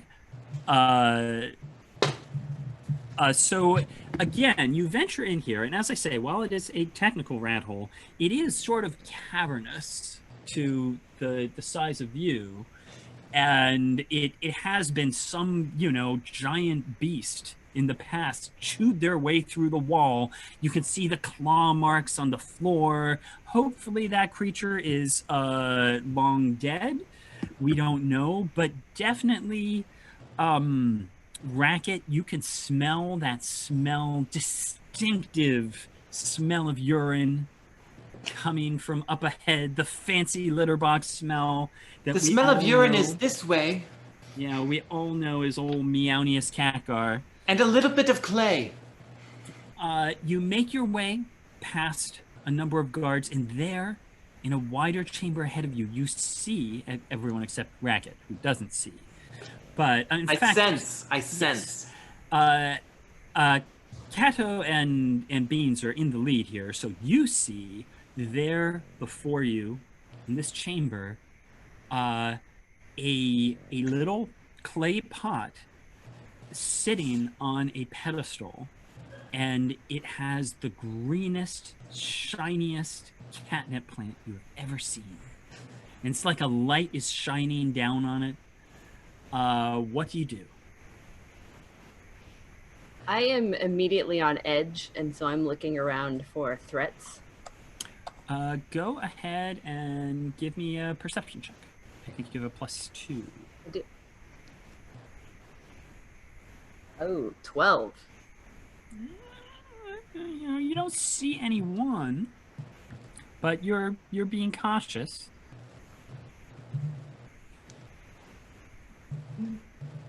Beans, could you drone a bit? Yes. I shall drone. Flip, flip, flip, flip. Let me get All right. some aerial views. Go ahead and give me a perception check. Okay. That for that. Yeah, so it's a D20 plus, what's your It's a plus It's under skills. perception And plus the skill 3 for 3. perception. Oh, it's a 9. It all looks pretty good. I'm just saying. You don't see anyone around. It just seems like it's just there. There's another, the hallway continues. You can leave it behind if you want. Yes. I think we go forward. Can I go forward? Okay, here's the problem. You start to go forward, and I will say, Racket. Yeah. You suddenly have a hunch because you actually have very good passive perception and stuff. You're very sharp, even when not. And what immediately says to you, you're not even sure what's going on. And when they're talking and they're like, well, let's go get that plant, you're like, what plant? Because you aren't smelling anything. Hold you're on. like, oh, that's not right. I don't even smell the thing that I've been sent to retrieve. Yeah. What are you talking about? I turn on the brakes. I'm like, all right. So you're right up next to it, and you realize, you sort of pause right there, that now you see you are actually sitting on a giant mousetrap. And it's sort of like standing on a mine. That basically it's like you're on. It's the fake catnip is there on what should be cheese in a mousetrap, and so you're sort of like, oh, there's something that's about to snap down on you the moment your weight shifts. This seems bad. This seems real bad. Am I in air? No, you sort of landed. I landed on and now you're like, uh-oh, if I take off, it might snap down and crush you. Okay. I'm gonna stay where I am. Well, what do we do? Do the rest of us, like... Yeah, I mean, that's what I'm saying. You've all sort of okay. realized. You suddenly Okay. like, oh, look, it's a giant snappy thing. You should have seen that before. Well, I mean, Racket has an excuse, people. Racket does have an excuse. So you realize that basically the question is, how can you get Beans out of the center of the room? If Beans shifts her weight, something terrible is going to happen. Well, we must simply put something there that weighs the same amount as Beans. That seems like a solid plan. Yeah. Do we have... So we need a bag of sand somewhere bag that of is sand. Like a pug, is what we're saying. All right, I'm going to have to put this guy upstairs because he's being too wiggly. So you have a moment to We're going to discuss. We're going to discuss. Yes, what our you plan discuss. Is. Are we trying to save Beans or all of us? Is it just? Well, I mean, if the trap goes off, then presumably the guards will be alerted and they'll come get us. Does it matter? Well, don't you want to save me too? Look, the needs of the many, Sarah. Yeah. So clearly, this was a false catnip. Yes, it's probably an illusion. Yeah. So who has stuff that works? Who's got like a? How much does the rope ladder weigh? Sure, we could possibly use that. Beans can't weigh very much. I don't Right. weigh very much. So maybe the rope ladder could be a good option. It probably wasn't going to help us since we fashioned it very quickly. Well, 5 is big. 5. Yeah. Can 5 just jump Can into 5 the just trap jump? and take the damage? So 5 could jump into the trap and take the damage, but there's a new complication. Because you started hearing some rustling, Racket, and I feel you were focused on Beans, Right. but you realize that from up ahead and around you, there's the sound of motion and movement, and suddenly swarms of rats enter the room. And these aren't big humanoid rats like the way your cats or like the guards of the things. They're just rats, but there's dozens of them. And they are swarming into the room, about to swarm over all of you. So you have swarms of rats attacking you with Beans stuck in the middle of the room, sitting on this trap. So let's once ahead, go ahead and give me some initiative. Okay. We're gonna. Yeah. But 5 jumping on the trap could shield Beans if you decide to go that route. Just gonna leave that out there. And does the rope ladder weigh equivalent to Beans? Possibly. Part of it. Beans is very small. Yes, Beans is very small. Okay, so initiative. What do you have, Kato? Kato. Kato Sicarius have rolled a 7. That's 7. All right. Beans. Slower this time. I have a 10. Is that including your +3? Yes, that is including my plus. Okay. Racket. A total of 11. Okay, we're all keeping it low and even. I like that.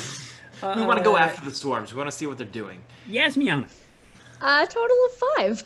Oh, wow. Again, don't rush into anything. Take let's it be easy. careful. 5.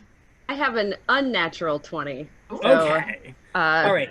Okay. So, good. all my good rolls are for initiative, apparently. So, but you were prepared for this situation. So here you are. You're trying to decide what to do, and suddenly you realize rats are coming out of every corner of the room while Beans is in the center sitting on this trap. What are you going to do, 5? ooh, I'm gonna probably see the rats as the bigger threat since they're a more physical presence. You don't even care though- about the adorable little kitten? I react more to fear than adorableness. So, Oh, okay. I will say that you can still be cute and, like, blast people with your cuteness while you're sitting on the trap, Beans. So, you're That's not, true. like, completely helpless. you don't have to be in melee range to attack. Exactly. So, Okay. I So am you're gonna- going to kind of move in a way so as to protect Beans, like Okay. knowing that she can't fly away. Yes. So I'm gonna move in such a way that I'm kind of in front of her, but I'm going to just attack and swing at the Charge rat. into a swarm of rats and just start laying Yep. about you with your axe? Yep, and Uh, just start swinging because That's what you do. that's what I okay. do. They're Thank very you. easy. On brand, Thank 5. you. On brand. Are you raging, or are you not worried about these rats enough to rage? I'm not raging yet, Okay. so we'll see what they do. Okay, go ahead. Take swing. Yeah, so just a normal attack. 12. It hits. They're a big swarm of rats. Okay. Go ahead. Oh, I rolled a 12 on my D12. All right.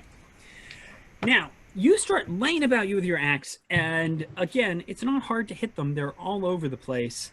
What you do realize is that it's kind of ineffective because there's just a whole ton of little tiny things. Yeah. So you did as Not very well as you smart, possibly so. could, but what I'm saying is they are resistant to physical damage. Okay. Because they are a swarm. But that still means you still did 7 points of damage, which is still pretty good. Means we're really good at you. So I can charm a swarm of rats. Can I I charm? think they are actually immune to being charmed because you could use, because we're back from short rest, you could try to do your adorable aura. You can't use like charm person because A, they're not people, and B, there's like tons of them. Like, you get one rat out of the whole thing. But your adorable aura does affect everything within 10 feet of you, so that would work. Okay. But it is actually it is your turn. So you want to try Okay. that? But you need to know now what you're going to do. So Yes. Oh, so right. are you going to you can try and be cute at them, or you can try and use the adorable aura? Which will you do? I mean, they both sound cute. Adorable. Yeah.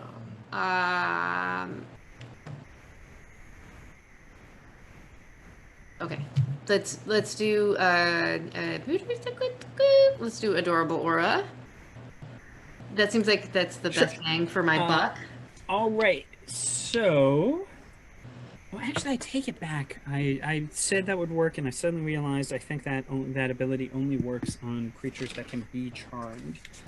And, Yeah, they it says wisdom can't- saving throw or be charmed. But yeah, you could just throw unfortunately, some... they just can't be charmed. They're you're like, I'll just be cute, and that you realize it's just not going to work.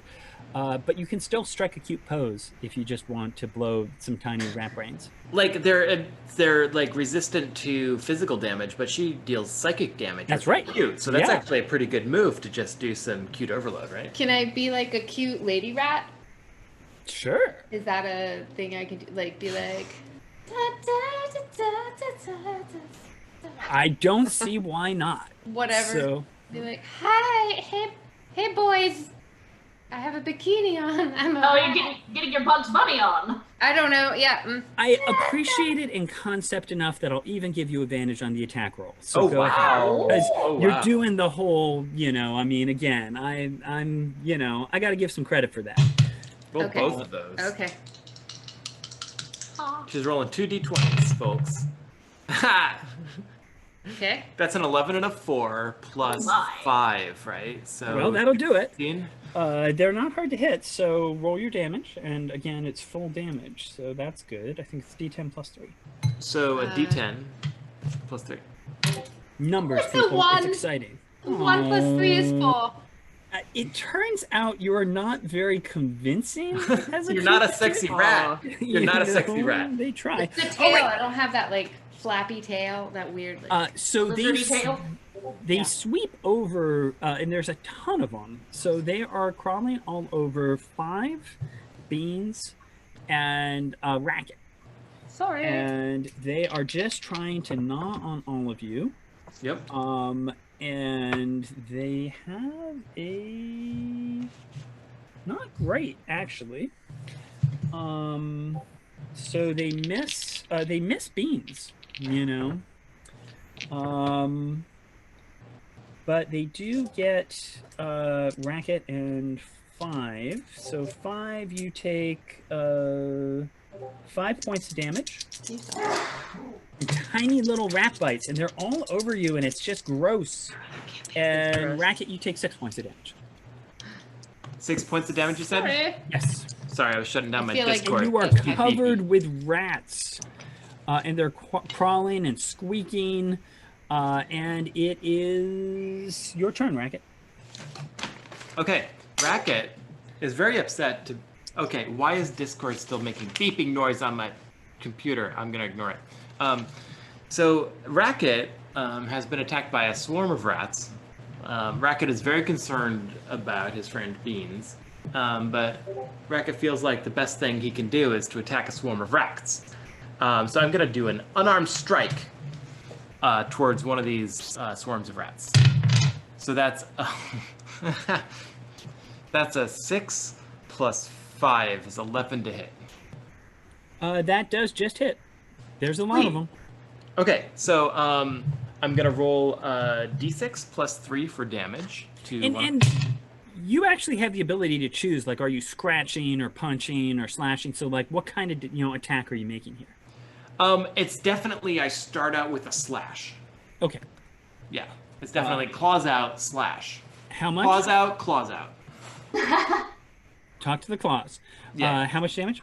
So that's 4. I rolled a 4 plus 3, 7 damage. Okay. And because I'm a monk, I get to, when I make an unarmed strike, you get to make an additional unarmed strike as a bonus action. So I'm going to go ahead and do that. Does that mean I roll a d20 again? That's correct.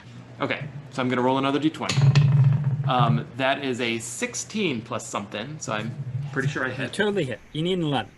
Right, so I'm going to roll some more damage, and this is claws with the other hand, with the other paw. Claws Okay. out, claws out, claws out, claws out. So that's a 3 plus 3, so that's another 6 damage. Okay. And what I'm going to do is I'm going to spend a key point, Uh-huh. and I'm going to go ahead, and so I just attacked with my front 2 paws, and what I do is I kind of grab onto a bunch of rats in the swarm, and then I'm going to do a rear claws attack. Oh, like a kick. Yeah. All right. So you get two more attacks. Yeah. So I'm gonna do flurry of kitten blows. When you make an attack, you may spend a key point to make 2 unarmed strikes as a bonus action. So I assume I roll a d20 for both of those. You do, unfortunately. Now you need an 11 to hit. I will note that you could potentially finish them off with 2 attacks here. Just Sweet. saying. We're gonna see how powerful Racket's rear paws really are. All right. And we all know those are the most damaging of attacks. So I'm gonna roll a d20. That is a 14 plus 3, I think. Plus 5, so that's 19. Yep. Again, 11's what you need. Yeah. So I'm gonna roll a d6, so that's 4 plus 3 with 1 rear paw. Okay. And then I'm gonna roll my second one for flurry of kitten blows. I just rolled an 18, so that clearly. Yep, hit. yep. Good enough. I'm gonna roll another d6. So that's 5 plus 3. That's 8 damage. Okay, so I'm like- that is enough. So what we're saying, just to pause and envision our scene again, is that there you are. Beans is in the center of the room, trapped on the trap. Horde of rats swarms in. 5 jumps in the way, but they do swarm over her and past her, biting at 5 and Racket. And then Racket just, first of all, Beans is kind of cute, but it tries the lady rat thing. It doesn't work. But 5 is just not 5.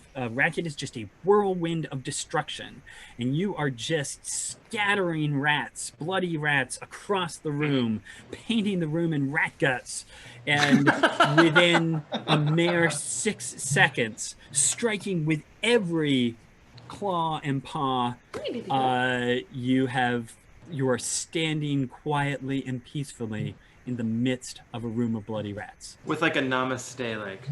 Yes. Yeah. So I apologize, Yasmiana, that you in fact did not get an opportunity to act there, but There what will can be I say? other opportunities. Racket just handled the problem. But we do still have Beans sitting on the trap as a lady rat. Yeah. Sexy lady rat. It's a. So you could try balancing Beans out with some of the rope ladder, or 5 could just try taking the place and taking the hit. I was gonna say first I'm gonna turn to Rack and be like, nice, and then I will offer to be the one to make the rope Beans exchange, just in case. and Right. kind of in a protective way over top of her, so as to try to protect her. So Yeah, that if makes sense. I That would makes it be, doesn't work, then Aw. That works. I would be ever so distressed if something did happen to my wonderful beans. All right. Tried. I'm sorry. You have nothing to be sorry about, beans. All right. So 5 prepares. You're taking the rope ladder. You've got like your hand on the scruff of Bean's neck. You're sort of trying very to Harrison Ford. figure out how much Oh yeah, rope ladder you need. And I would say, give me I'm gonna call this. I'll give you a choice of either dexterity or perception, because it's either about just, or are you sort of quick and precise, or are you gonna really get the weight right? I mean, on a game level, it's the same same plus to my roll. So Good to know. Um, so I'm gonna probably rely more on dexterity. Okay. That seems a little more physical than the perception side. So yeah. All right. I hate to just put it to a roll, but I think it's coming down to a roll. Here we go. I'd like to see a 12 that is on the die. So a 15 is what I'm looking for. I only have a +2. Oh, then I would still like to see a 15. Yeah. They need to roll 13 or above, right? That's correct. Oh, I rolled a 14, so 16. Yes! It was close. You just go snatch, and actually, you were hoping that you'd snatch Beans away even if the trap got set off. But actually, you balanced it out. You're feeling pretty good about it. If I'd been thinking that out further, I would have said that the perception was balancing the rope and the dex was just snatching Beans away quick enough for it to not come out. So I think that's what it is you actually snatched Beans away and blam! This big, metal spring slams down where Beans was, leaving a huge dent in the floor, and yet, Beans, you are fine. We hear a very charismatic My poor Beans! I will gently stroke Beans on the back of the neck the way cats' mothers would do. So Stroke me! comforted. Stroke me now! Oh yes, my poor Beans. Oh, thank you. I am so sorry. I didn't. Sorry, Beans, you were doing exactly as was proper. Yes. All right. Racket, you still sense the trail up ahead, since you again were not distracted. I was not deceived. So it may make sense for you to take point now that Sure. the others, now that you've made it past the guards. Yeah. If you would like to go first, go ahead and give me a perception check. Yeah. I shall take the lead. I'm gonna be kind It of close smells a lot like behind. rat blood, but I think I can Yep. edit that out. I rolled a 19 on my D20. All right. Nice. You have, basically this is a little bit of a maze of passages as you venture forward. There's just, holes off this way, holes off that way. This was a huge rat warren at one point in time. Mm-hmm. But you have a pretty clear, you have a sharp sense. You're like, no, it's definitely right up there, passage to the right. My question I would just ask is, are you just sort of striding down, or do you also want to try to be stealthy? Some of you are sneaky. I feel like some of us are not sneaky, though. That is also true. So if you're just sticking together and like we're just going to be stern about this, there are definitely some of you who are not. I, Cato Sicarius, have no need for sneakery. I have glory instead. All right. So you go Yeah. through a number of winding passages and venture through. There's an area that's very moldy. It smells terrible, and you're all like a little worried, like, oh, are we going to catch some kind of disease? There is a one little part that Yasmiana, you are actually allergic to something in the region, and you're sneezing. But you get through it. It's just it's very unpleasant for a little while. We should all put on our N95 masks. But while you're doing that, you are sorry, there's a slight confusion here. We're going to take a slight break for just a moment so everyone can catch their breath if anyone needs to do any business. As your characters are venturing through the moldy tunnels, we do have a special giveaway. You're going to give away a copy of Exploring Eberron to someone in the chat. Okay, go. We're going to do a giveaway. Yeah, so this is a moment for players who need to take a break. Take a break. I'm still slightly confused, so I hope that we will get this from our show running folks here. Is it that people need to type this phrase into? Yes. Got it. But anyhow, what we are giving away is indeed Exploring Eberron. Now, this is the physical copy. We will be giving away a PDF, so electronic copy of the, that you will get a code that you can redeem for the copy. And like that. We have a moment. So everyone, if you're interested in entering the giveaway, go ahead and type ! Go in the hole. You'll see that in chat, and we'll be giving that away to anyone, whoever the winner is at the end of the show.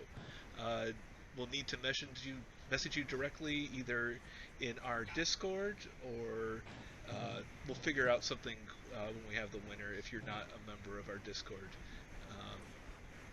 The entry, because it's a straight giveaway, no subscribers, the giveaway is valid for anyone who can sign up for an account. It's DM Guild, is that correct?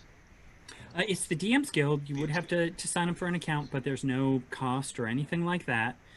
So it's just putting in an email to associate with it. I will just say, since we have a moment, so Exploring Eberron, it is 240 pages. It is about 200 of that is mostly more about the world, with a big focus on but how you use it for stories and characters.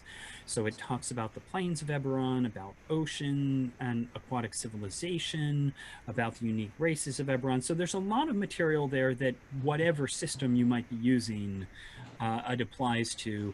And then there's also about 60 pages of mechanical information with some monsters, magic items, and new subclasses.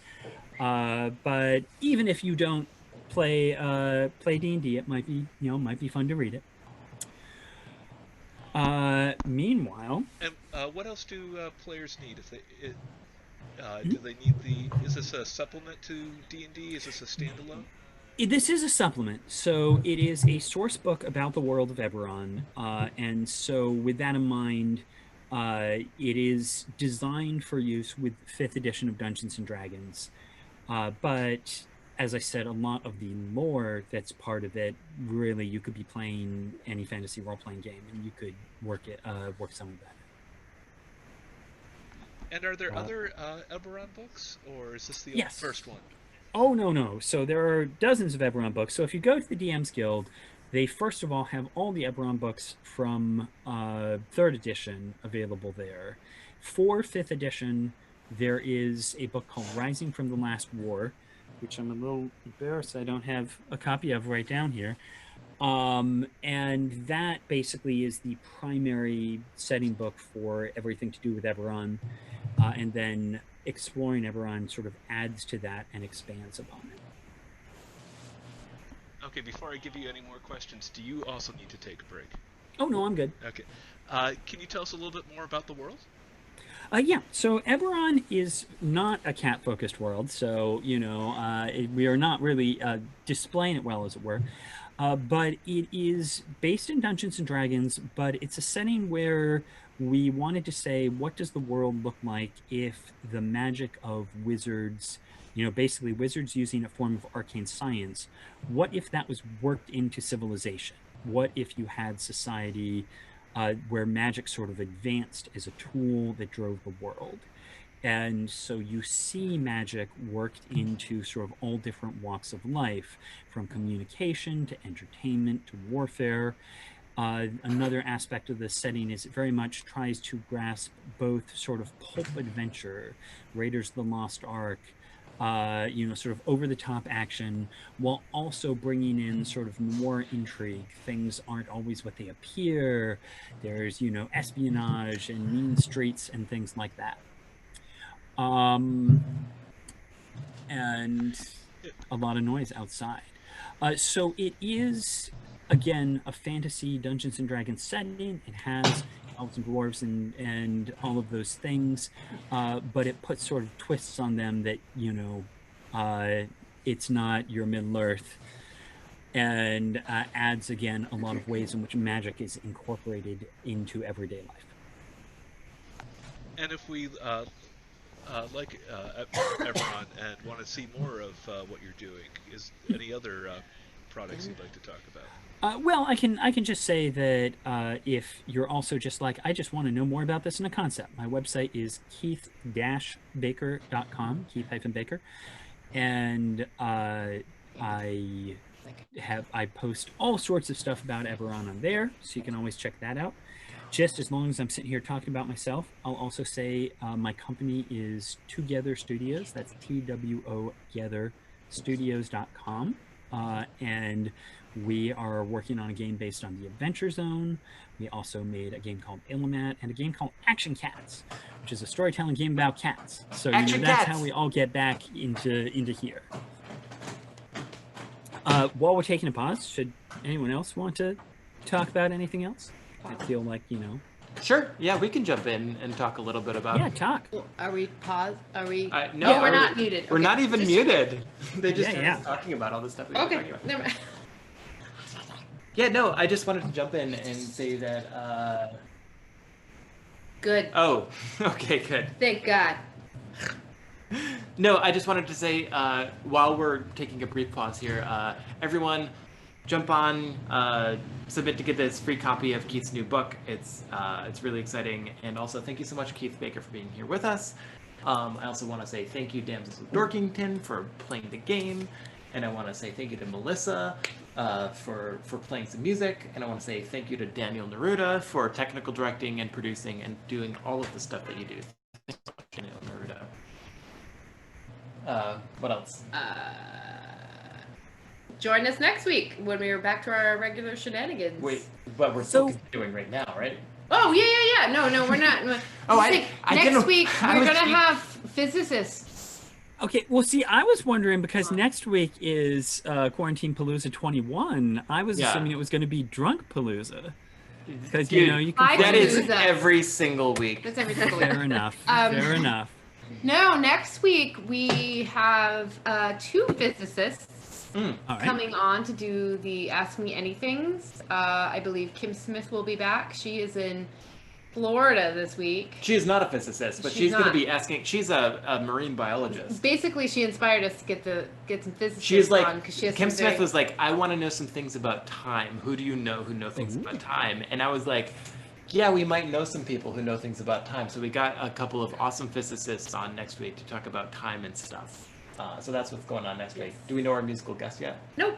Great. We're going to work on that. I mean, yeah, but I don't want to announce it yet. Sure. It's a surprise. It's that we're in a non-disclosure agreement or whatever that. Yeah, we can't release that. We can't possibly. I appreciate that we've got the dog situation going on down here too. Yes. So. Yeah. Absolutely. I can't wait to see how it turns out. Yeah. Oh, Blythe. Oh, Blythe's new puppy. Oh, we're all looking at the cutest thing right now. She's you're all just the going to cutest. see it very soon. Oh, yeah. Get it. Gwen? Her name's Yes. Gwen? Gwen. Puppy Gwen. Oh, goodness. Okay, yep. And Milo? Miles. Sorry. Yep. I was thinking Milo and Otis. I don't know. Yep. If he remembers Milo and Otis from the... Oh, Miles and Gwen like Spider-Man. That's what I was thinking. Yeah. Yeah. They're my spider animals. Aw. Aw. Spider animals.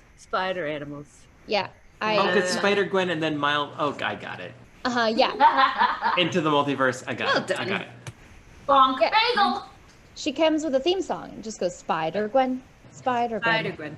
Spider-Gwen, Spider-Gwen. Puppy Gwen.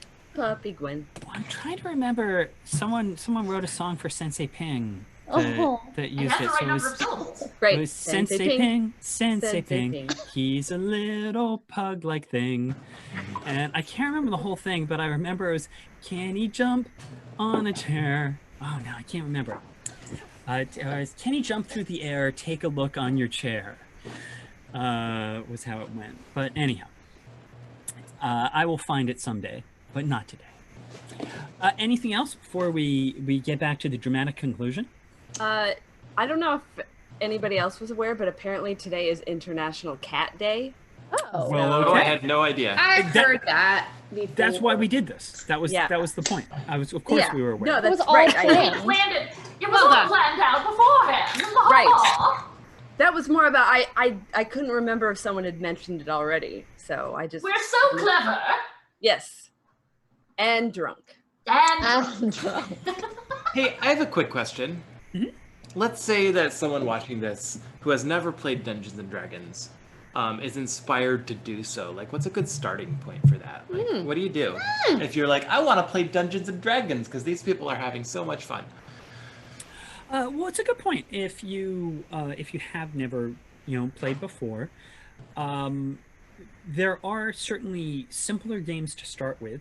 And so, first off, don't feel you have to play Dungeons and Dragons. You can check out something like Fiasco, which is a more casual storytelling game if you want, or even, frankly, something like, Action Cast. If you want to start working on your storytelling and build into it.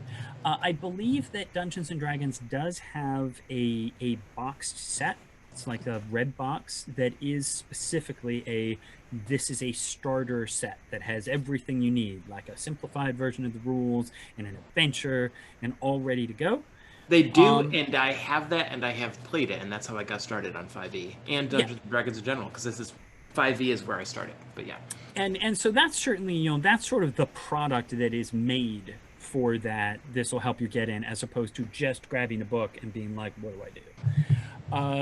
What I will certainly say is the big thing, as you can see, because we're just kind of rolling our way through this, is the most important thing with any game like Dungeons and Dragons is that you are having fun with your friends and don't feel like, I'm going to play Dungeons and Dragons and I'm going to screw it up. Because, again, as long as you're having fun with the story, you're doing great. But yeah, the red box is the product I would suggest for that. Mm-hmm. Anyone else have any ideas on that? How you got started playing D&D? Yeah, I would just suggest finding a bunch of friends who played D&D before and being friends with them for years and years and never playing, and then one day having one of them say, "Hey, we're gonna stream D&D, so you're gonna do this," and that be today.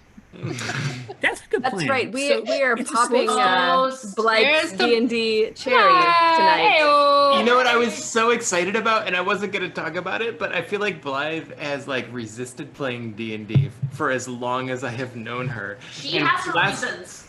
Yeah, and last week we were like, oh, so episode 20 is D20. We're just gonna play D&D. We're gonna ask Keith Baker to DM, and Blythe was just quiet. Okay, so I was like, we got her. So what you're saying is I really should put you on the spot a little more in the last scene here? Yeah, Blythe? definitely. Turn me off to it, for sure. Good. All right, I've got a plan. I mean, it's just good to know. I cut my Rissy, gaming teeth on Palladium Fantasy, so okay. Right? Yeah, kicking it old school and one of the most ridiculous possible systems. So But did you do Teenage Mutant Ninja Turtles at all? Is the not question. until later. So it went Palladium Fantasy, then Rifts, then TMNT. Eventually, that was way down the line. And tell us about your Teenage Mutant Ninja Turtle character. I mean, obviously, I was a tiger. But in TMNT, the thing is that the game is designed so that unless you're playing a turtle, so you're playing a mutated animal, and unless you're a turtle, you can either be like a cool animal that has no abilities to be human, like you can't talk or anything, or you can be a hamster that's also a person. So since I was a tiger, also you have to be like, I was like 4'11", and I couldn't talk. I could psychically like beam empathy at people, so I could let people know what I was feeling, but I couldn't construct words of any kind, and so I was a teeny tiny itty bitty tiger. That game sucks. I will say just recently I was playing in a game called Blue Rose, which is from Green Ronin, and it's a sort of, I forget what they call it, like romantic fantasy or something like Realized they were still around. Yeah, no, they've made a new one, and it's it's very much the sort of kind of story as you get from like Mercedes Lackey's sort of Valdemar series, and part of it is that you can play people or you can play animals that are psychically connected to people. And in our group, we had two of us who were, one of them was an alligator, and I was a bear. And I was just that's a bear awesome. that was hanging around. But what I liked is the alligator called her bonded companion. You know, essentially it's the familiar situation you have with Beans and Kato. But the familiar alligator basically just called their human companion Thumbs. They're like, okay, Thumbs, deal with, go deal with it, which I liked. Thumbs and the Gator Man. Yeah, exactly. And there was also some bit where we basically, someone was going to sneak into the building, and then I, as the bear, was going to charge in and kill everything because Well, I'm sure. a bear. I mean, as bears do. And so we established that Plan B is for bear. Bear. You know, if the first thing doesn't work, Plan B, bear. So I love a good animal game. Fair enough. Daniel Ruda. Daniel, keep cracking the web. He's Get like, let's get back back to on schedule with this show. Well, my you know, robe we've and still- a wizard hat. Yeah, we've still got a dramatic conclusion. So, Okay. when we last left, you were making your way through through moldy passages, following the compelling scent of urine that that Racket can sense with his heightened senses, and you find your way to a great door. And first of all, Racket, at this point, you can smell the ultimate catnip.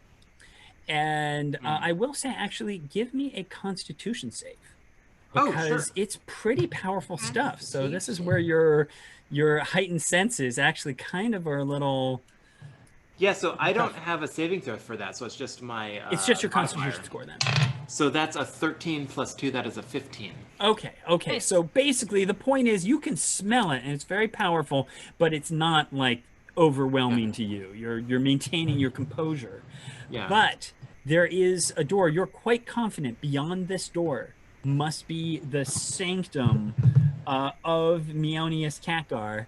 That dastardly Meownius Catgar. But it is sealed with powerful magic. And you're quite confident that anyone who just touched the door would set off this powerful glyph of warding. So this comes down to Kato. Kato, only you have the skills and power to break this ward, and so I will ask, how are you going to do it? I would like to use my Arcana skill first to do a bit of perhaps reconnaissance as to the horde. Very good. Oh, booyah! I, Cato Zacharias, have rolled a 21. Well, modified, obviously. That's all right. terrible. You fail. No. Yeah, that is terrible. If you don't get a natural 20, why are you wasting our time? Oh, bother!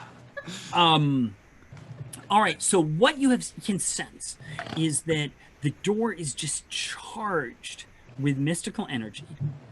And what you think, someone could just open the door and unleash all that power through them. So, you could just say, hey, 5, this is what we do with you. I was going to say, can I just hit it with my axe? Because that's what I want to do. So. Yes, so that is the bear option. I'm there for it. I volunteer as tribute if that's what we decide to do. So and I will say, should you take that approach, that if you were to rage before you did it, you would take half damage. So you could rage and just smash your way in, and come what may. Otherwise, you could try to basically channel one of your spells into the door. You would have to use some of your magical power. It would take a spell slot. And depending what spell you cast, it would potentially, you could try and basically sort of overload the magic of the door and perhaps cause a backlash to Meownius. Is there a specific type of energy discharge? Is it lightning energy? Is it a fire energy? It's more of a milky discharge. I just said that.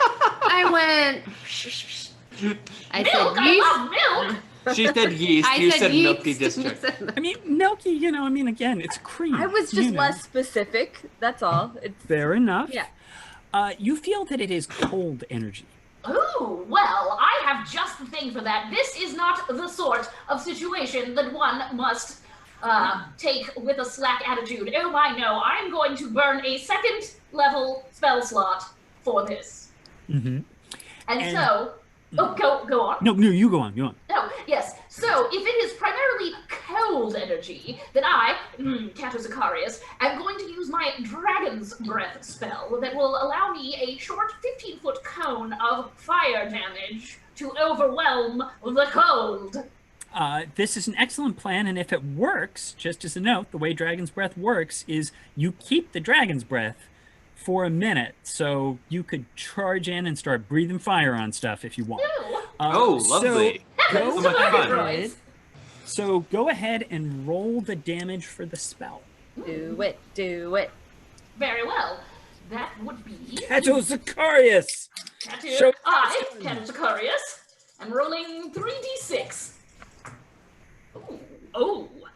That's 12 damage. Oh, much better than last time. That is very good. So, in fact, that is sufficient. And so you burn the door right down, and it just shatters, into ash. And there in the room, you see, standing by the potted plant with the shiny green catnip that you saw before but did not smell, and now all of you can smell. It's incredibly strong. You're like, oh, the other one was a fake, but there, standing by it, is the old Cato Zacharias. Not Cato Zacharias. Excuse me, the old Meownius Catgar. That alley P6 celebrity gullion. I'll show him what for. And I would have everyone roll initiative. Yes.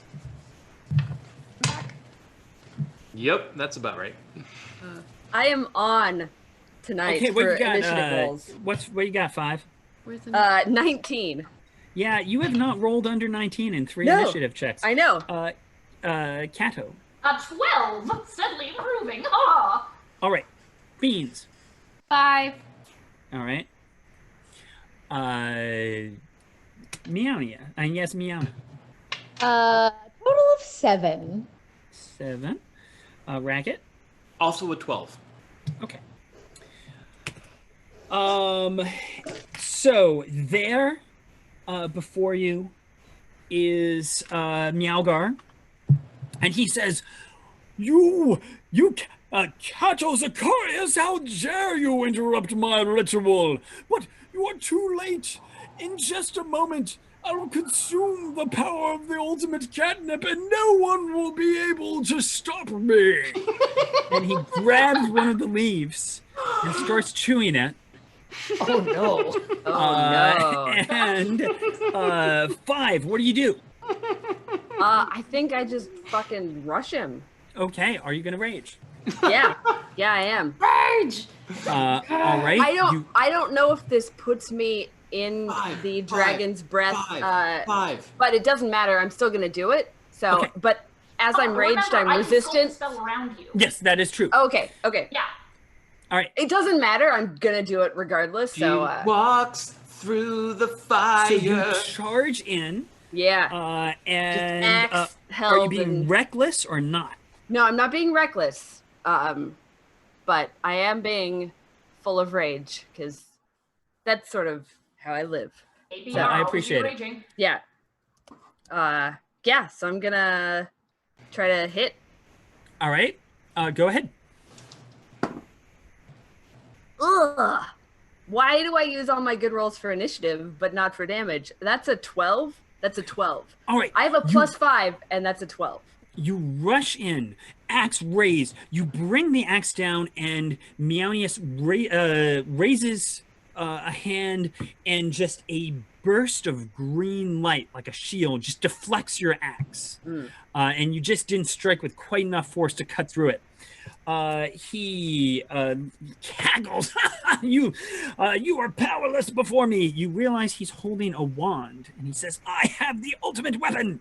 And he points it at the ground, and there's a bright red dot on the ground. Give me a wisdom save. Oh no! Okay. I am Wisdom actually saving throw. I'm going to take advantage, and I probably would have done this when I attacked if I'd remembered, but now I'm going to take advantage of my bardic inspiration. So I'm going to add my 1d6 to my saving throw. Good Since call. my wisdom is garbage. Good call. All right. It's so compelling. It's bright and it's red. I just want to chase it. I do. God, it looks so good. Fuck. We're back. I rolled an 8. My 1d6 was a 1, so I have a 9. All right. You So are not just great. completely obsessed by I that red dot. Am. And the rest of you see 5 rush in, try to swing the axe, not penetrate the shield, and now just is staring blankly at this amazing red dot on the ground. Mm-hmm. Is 5's tail lashing? Like, Yes. Wait, oh, question. yes. For my rage, it says I advantage. Is that just strength saving throws, or is that all saving throws? It's just strength saving throws. Okay. And that brings us to Racket. What are you gonna do? Well, can we say that I'm resistant to the red dot because I'm blind? Oh, you are resistant to red dot. Yes. Okay. At the moment, Well it's done. been Okay, so I'm gonna attack the source. I'm gonna go after Meownius. Give it a try. Okay, so I'm gonna charge forward very gracefully, and I'm going to do an unarmed strike. So I'm gonna roll a d20. That is not good. Yeah, that's 9, including all the math. Okay, We so are again, same starting thing. strong. Deflects you with a magic bolt. You can continue. You don't have to hit to do all your flurry of blows and such. So you can continue to make multiple attacks. You just have to make the attack. So do you want to flurry? Yeah, so, well, hold on. So I make my first attack. And Yes. when I make an unarmed strike, you can make an additional unarmed strike as a bonus Correct. action. So I don't need to hit on that first one. That's correct. You just make the attack. You're just All right. So it's just like I go with the claws because paws out, Yep. claws are out. I go Yep. with a second one because that's just what I do, and I roll an 18 plus stuff. So that's a 23. basically, the first attack is deflected, and Meownius, but then you come in underneath. Right. And so the damage from that second one is that's not great. That's 1 plus 3 is 4 damage. But I'm gonna go ahead and I'm gonna. This is just one of those. You're just sort of swanning him. We all know. You're just making a we point. all know that the front paws are like the pregame, and Yep. the bottom paws are the real game. So I'm gonna go ahead and I'm gonna once again do flurry of kitten blows, and I'm Okay. gonna spend a key point, and Yep. I am going to make 2 more unarmed strikes for my rear claws. Okay, so the first one is a 17 plus something that hits. So that's going to be 3 plus 3 is 6 damage. Okay, 10 points of damage so Left far. rear paw. And what I'm doing is I'm actually grabbing onto Meownius's head and Yep. just like, yeah. Yeah, I dig it. All right, and then the second one of my rear paws is that's a 6 plus 5. So that's No, so don't. 11 doesn't hit. Do Okay. you see right. what's happening? By the way, the red dot. No. So yeah, I saw that. Giant red dot over my It's, head. So all right. So you leap in. Meownius blocks the first blast with the shield, but you get a couple quick hits before he's able to his Yeah. defense. But he quickly responds and turns the wand to put the red dot on you. Oh no! And the enraged, lost in the blow, 5 swings at it with her axe. So 5, take a swing. Oh, Your team. Don't This is do gonna well. be terrible. oh. 24. That's a no! hit. Roll some Why? damage. Why? Yeah. Yep. Because this Red is how. dot! Red Yep. dot. Okay. Oh, please roll low. So you're hitting me with an axe because I have a red dot on me, right? Yes. Oh, and I'm raged, so it's plus 2 damage. So oh god, I do 15 damage. Oh, okay. So I went from my original hit points were 24. I'm down to 18, and now I'm down to 3. Okay. I am not looking good. It is. I'm so sorry. You know what? you feel Bracket bad about for it. you. Yeah, and you will get to make some saving throws later and stuff. So don't worry. This is not all that's going on with you. But it moved. It was bright. It was you had to I was try so and hit caught it. up. Yeah. So I wanted Kato, to get it. Kato, what do you do? I, Kato Sicarius, am extremely concerned about this situation. I am going to use I am going to try and use one of my cantrips on 5 to try and break her out of this mental enslavement. All right. What is it going to be? What's I'm cantrip? going to use Shocking Grasp Okay. upon her. Because All it's my lowest damage spell, obviously. I don't want to hurt That makes 5 sense. really much. Yes. I, Captain Sicarius, will attempt to hit 5 with a light amount of shocking damage. Well, and as long as it's not psychic damage, I'm resistant. Yeah, while I'm that raged, makes sense. so- I like it. Yeah.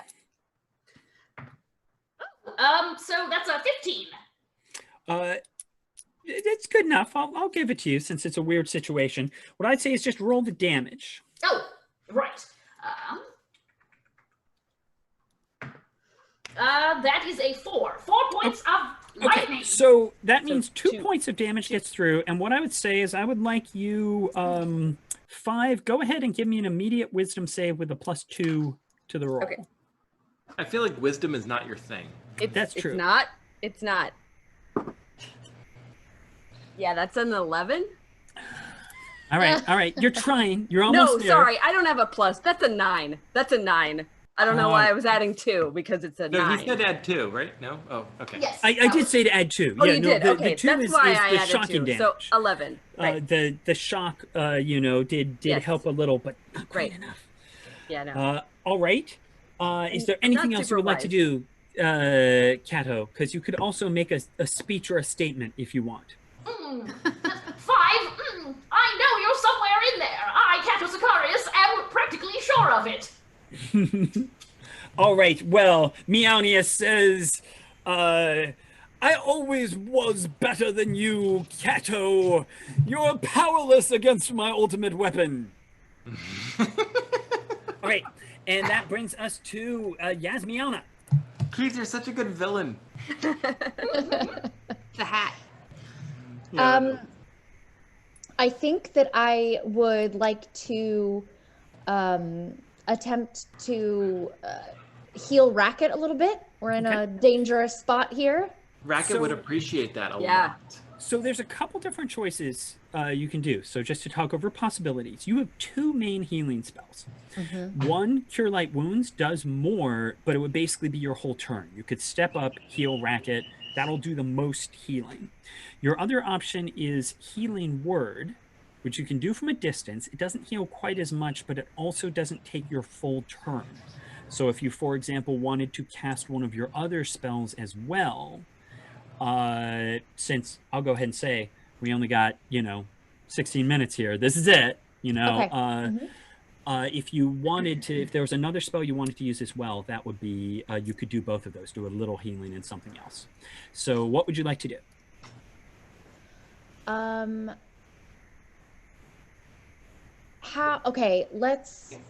Let's go with Healing Word.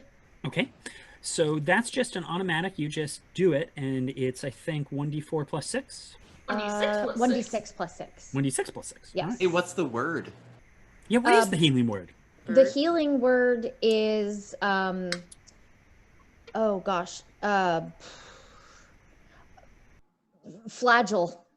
See, I feel that you. That's a drug for cats. Yeah. Yeah. I knew what that is! Probably short for flagellate. No, flagell is a Flatulence. All right, can we get No. can we get a dramatic statement of the magic of the healing word? I'm just saying, can you say it dramatically? Oh, Dramatic of course, reading of a single word. a single word. Flagell. All right, roll some healing. All right, here we go. That's a 2. Plus still 6. Plus Still 6. eight So it's points. 8. That's still 8 points. That's All right, that's, I'll take you it. know, that's not nothing. And what do you want to do as your straight action? I would like to guiding bolt this. Good call. All right, so roll a d20 and add 5. D20. Oh no, let's get ready to fumble. Oh, it's easy to roll the 1, so I was going to say you've got that inspiration, but on the other Yeah, hand, I just rolled a 1. if it's a 1, that's not going to... Yeah. Here's what I'm going to say. Just because she did do such a fine performance, I'm going to say that Laguna gave you inspiration. I'm going to actually just use it to just say you get a second roll. So it won't add to the bonus, but I'm giving you advantage essentially because you remember that, inspiring performance and she wouldn't want you to fail right now. So roll again. Okay, here we go. It's an 8. So plus that is 13. Yeah, So an 8, and you rolled an 8 is what you I said. rolled an 8. Yes. All right. So good enough. So roll, I think it's 46. 46, yeah. Yes. And the next person to make an attack will get advantage on their roll too, because this bolt points right. You've put your own red dot. That's right. On it. Ooh. Come at me, bro. Okay. All right. We have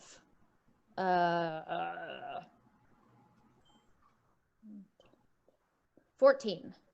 Okay, that slams Is that into with the plus 6? Meownius. Oh no, that's just what I rolled. Yes. So And then 20. plus 5, I think. Or sorry, Plus is 5 it, to. Is it? I don't know how. am this I works. I am think I you're just mixing making it up stuff with up? healing word. Yep, never mind. Yeah, I don't Ignore think me? it does, but still, it's still 14. You said that's still kidding. a tremendous amount. Yeah. And so basically, Meownius, was getting slapped around a little by Racket and was kind of like, ow, hey, ow, and that was a blam.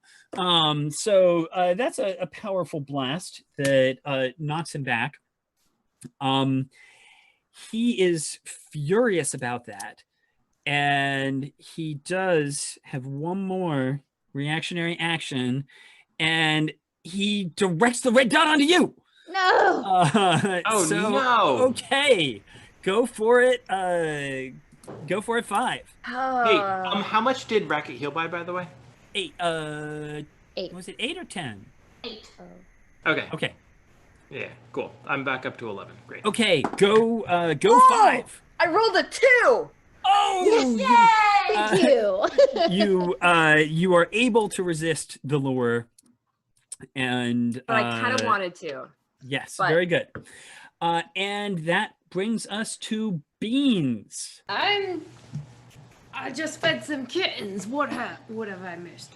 Okay, so we're facing Meownius Catgar, who is controlling 5 through the red dot. Okay. Has been powerfully struck by a blow by Yasmiauna, and you are going to get advantage on whatever you do. Okay. Now, so you could try and be very cute. You could try and use one of your spells like suggestion or something like that to try to convince him to do something stupid. I was thinking about phantasmal force. Okay, that's a good call. Okay. And so Phantasmal Force allows you to create an illusion in his mind. What is the illusion you would like to create? It's it's a big lady Persian who just blinks really slowly. Goes. All right. And is this just to confuse him, or is it a particular... Distract. Okay, legitimate. All right. I'm going to go ahead again just because it's more fun. This is one of these things where he makes a saving throw. But since you don't get to make a roll, and it's always kind of boring to say you cast a spell and you don't get to do anything, I want you to roll that saving throw for me. So you are rolling his saving throw. Roll a d20 and tell me what you get. Ooh, okay. A 12. 12. And your Phantasmal Force has a... Yeah, I'm afraid it's an intelligence check, and with a difficulty of 13. And he's kind of smart. He's a classically trained wizard. I don't know if so. Unfortunately, he sees through that. He laughs and says, "Ha! No Persian is that big. I am not fooled by your illusion." But he has used his power already. So that brings us back to the top. And 5, go ahead and start off by giving me another wisdom saving throw. Oh, come on. And I'm going to give you still the +2 that you got being zapped by Kato, because... I rolled a 14, so 16. Oh, right, with the +2, that will do it. So you are able to shake off the thing, in part because Yasmiauna did create her own red dot on Meownius Kakar. So here we are. You see exactly. You will have advantage on your attack. What are you going to do? I'm going to hit him. All right. That's what I want to do, is hit. Do it. Okay. Attack by wings. And I remember, rolled a natural 20. That's what we're looking for. All Yeah. right. So that does roll a d12, and I think if I recall correctly, that's 12 plus a d12.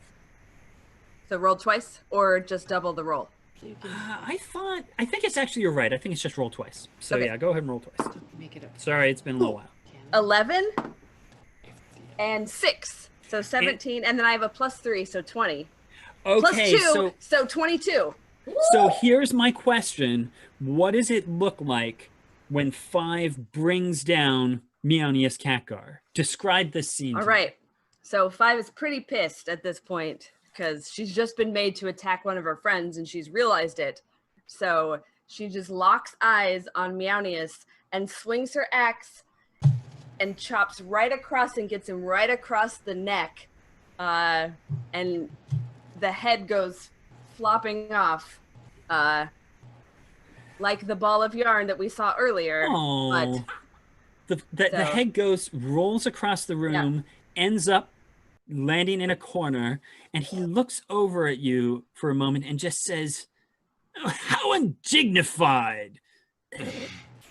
And then and collapses. And you, the sort of energy in the room just sort of fades out. The red spot dies away, and you have successfully defeated Meownius Catgar. And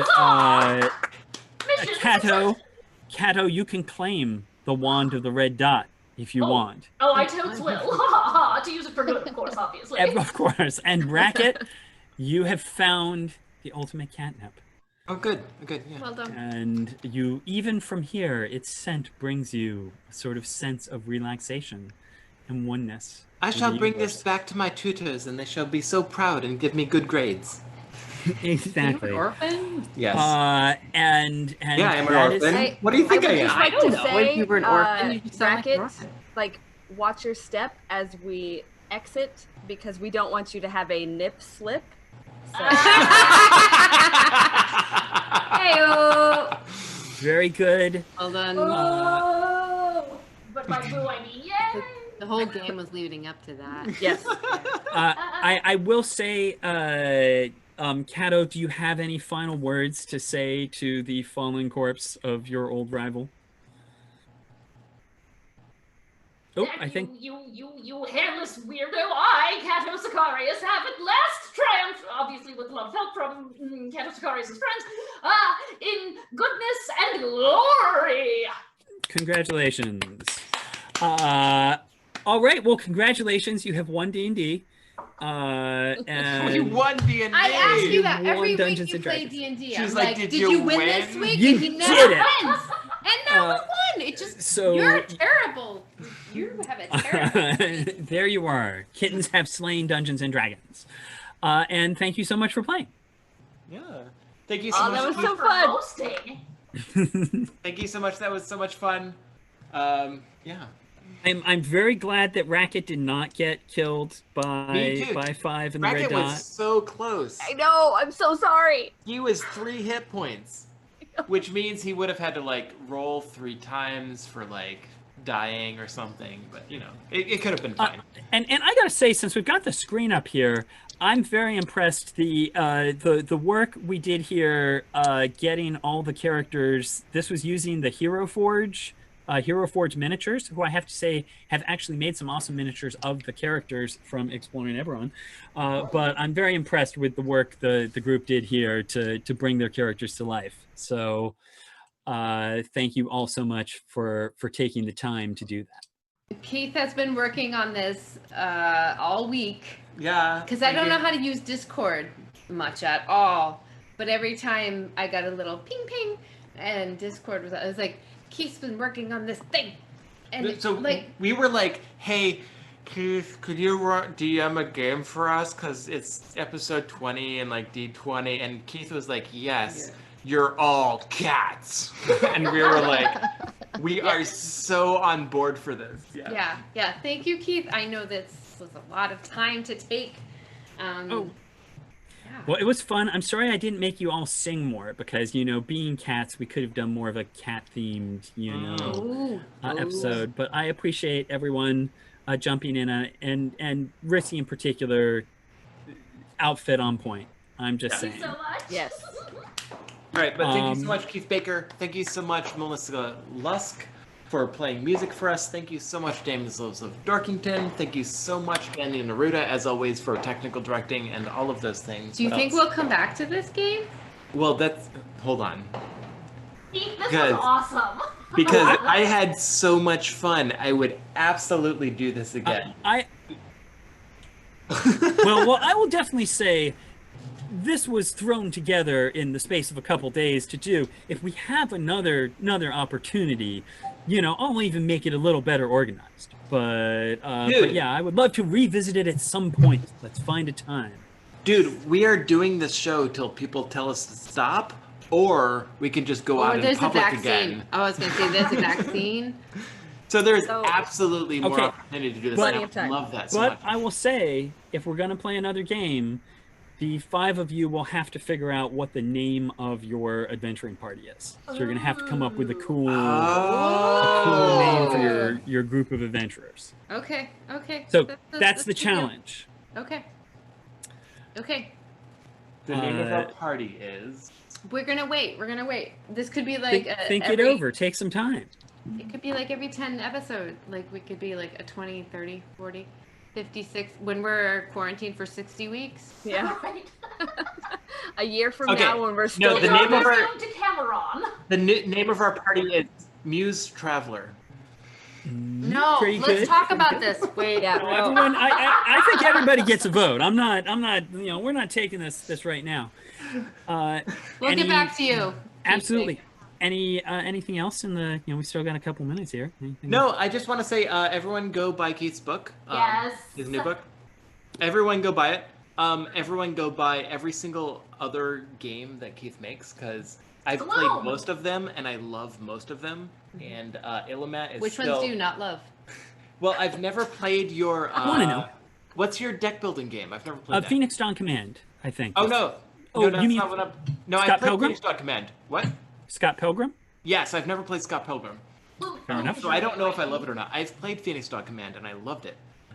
So you should definitely all go buy that. And it's kitten approved. But yeah, obviously, again, the next big book I write is going to be the kitten adventure, Kitten Slay Dungeons and Dragons book. So we've got to work this up. We'll get like a stronger system in here, because we just kind of fudged this one. But clearly there's a lot of work to be done. So I have a question for you, Keith. So when you we were fighting a ball of yarn, were you taking something from Dungeons and Dragons and reskinning it as a ball of yarn?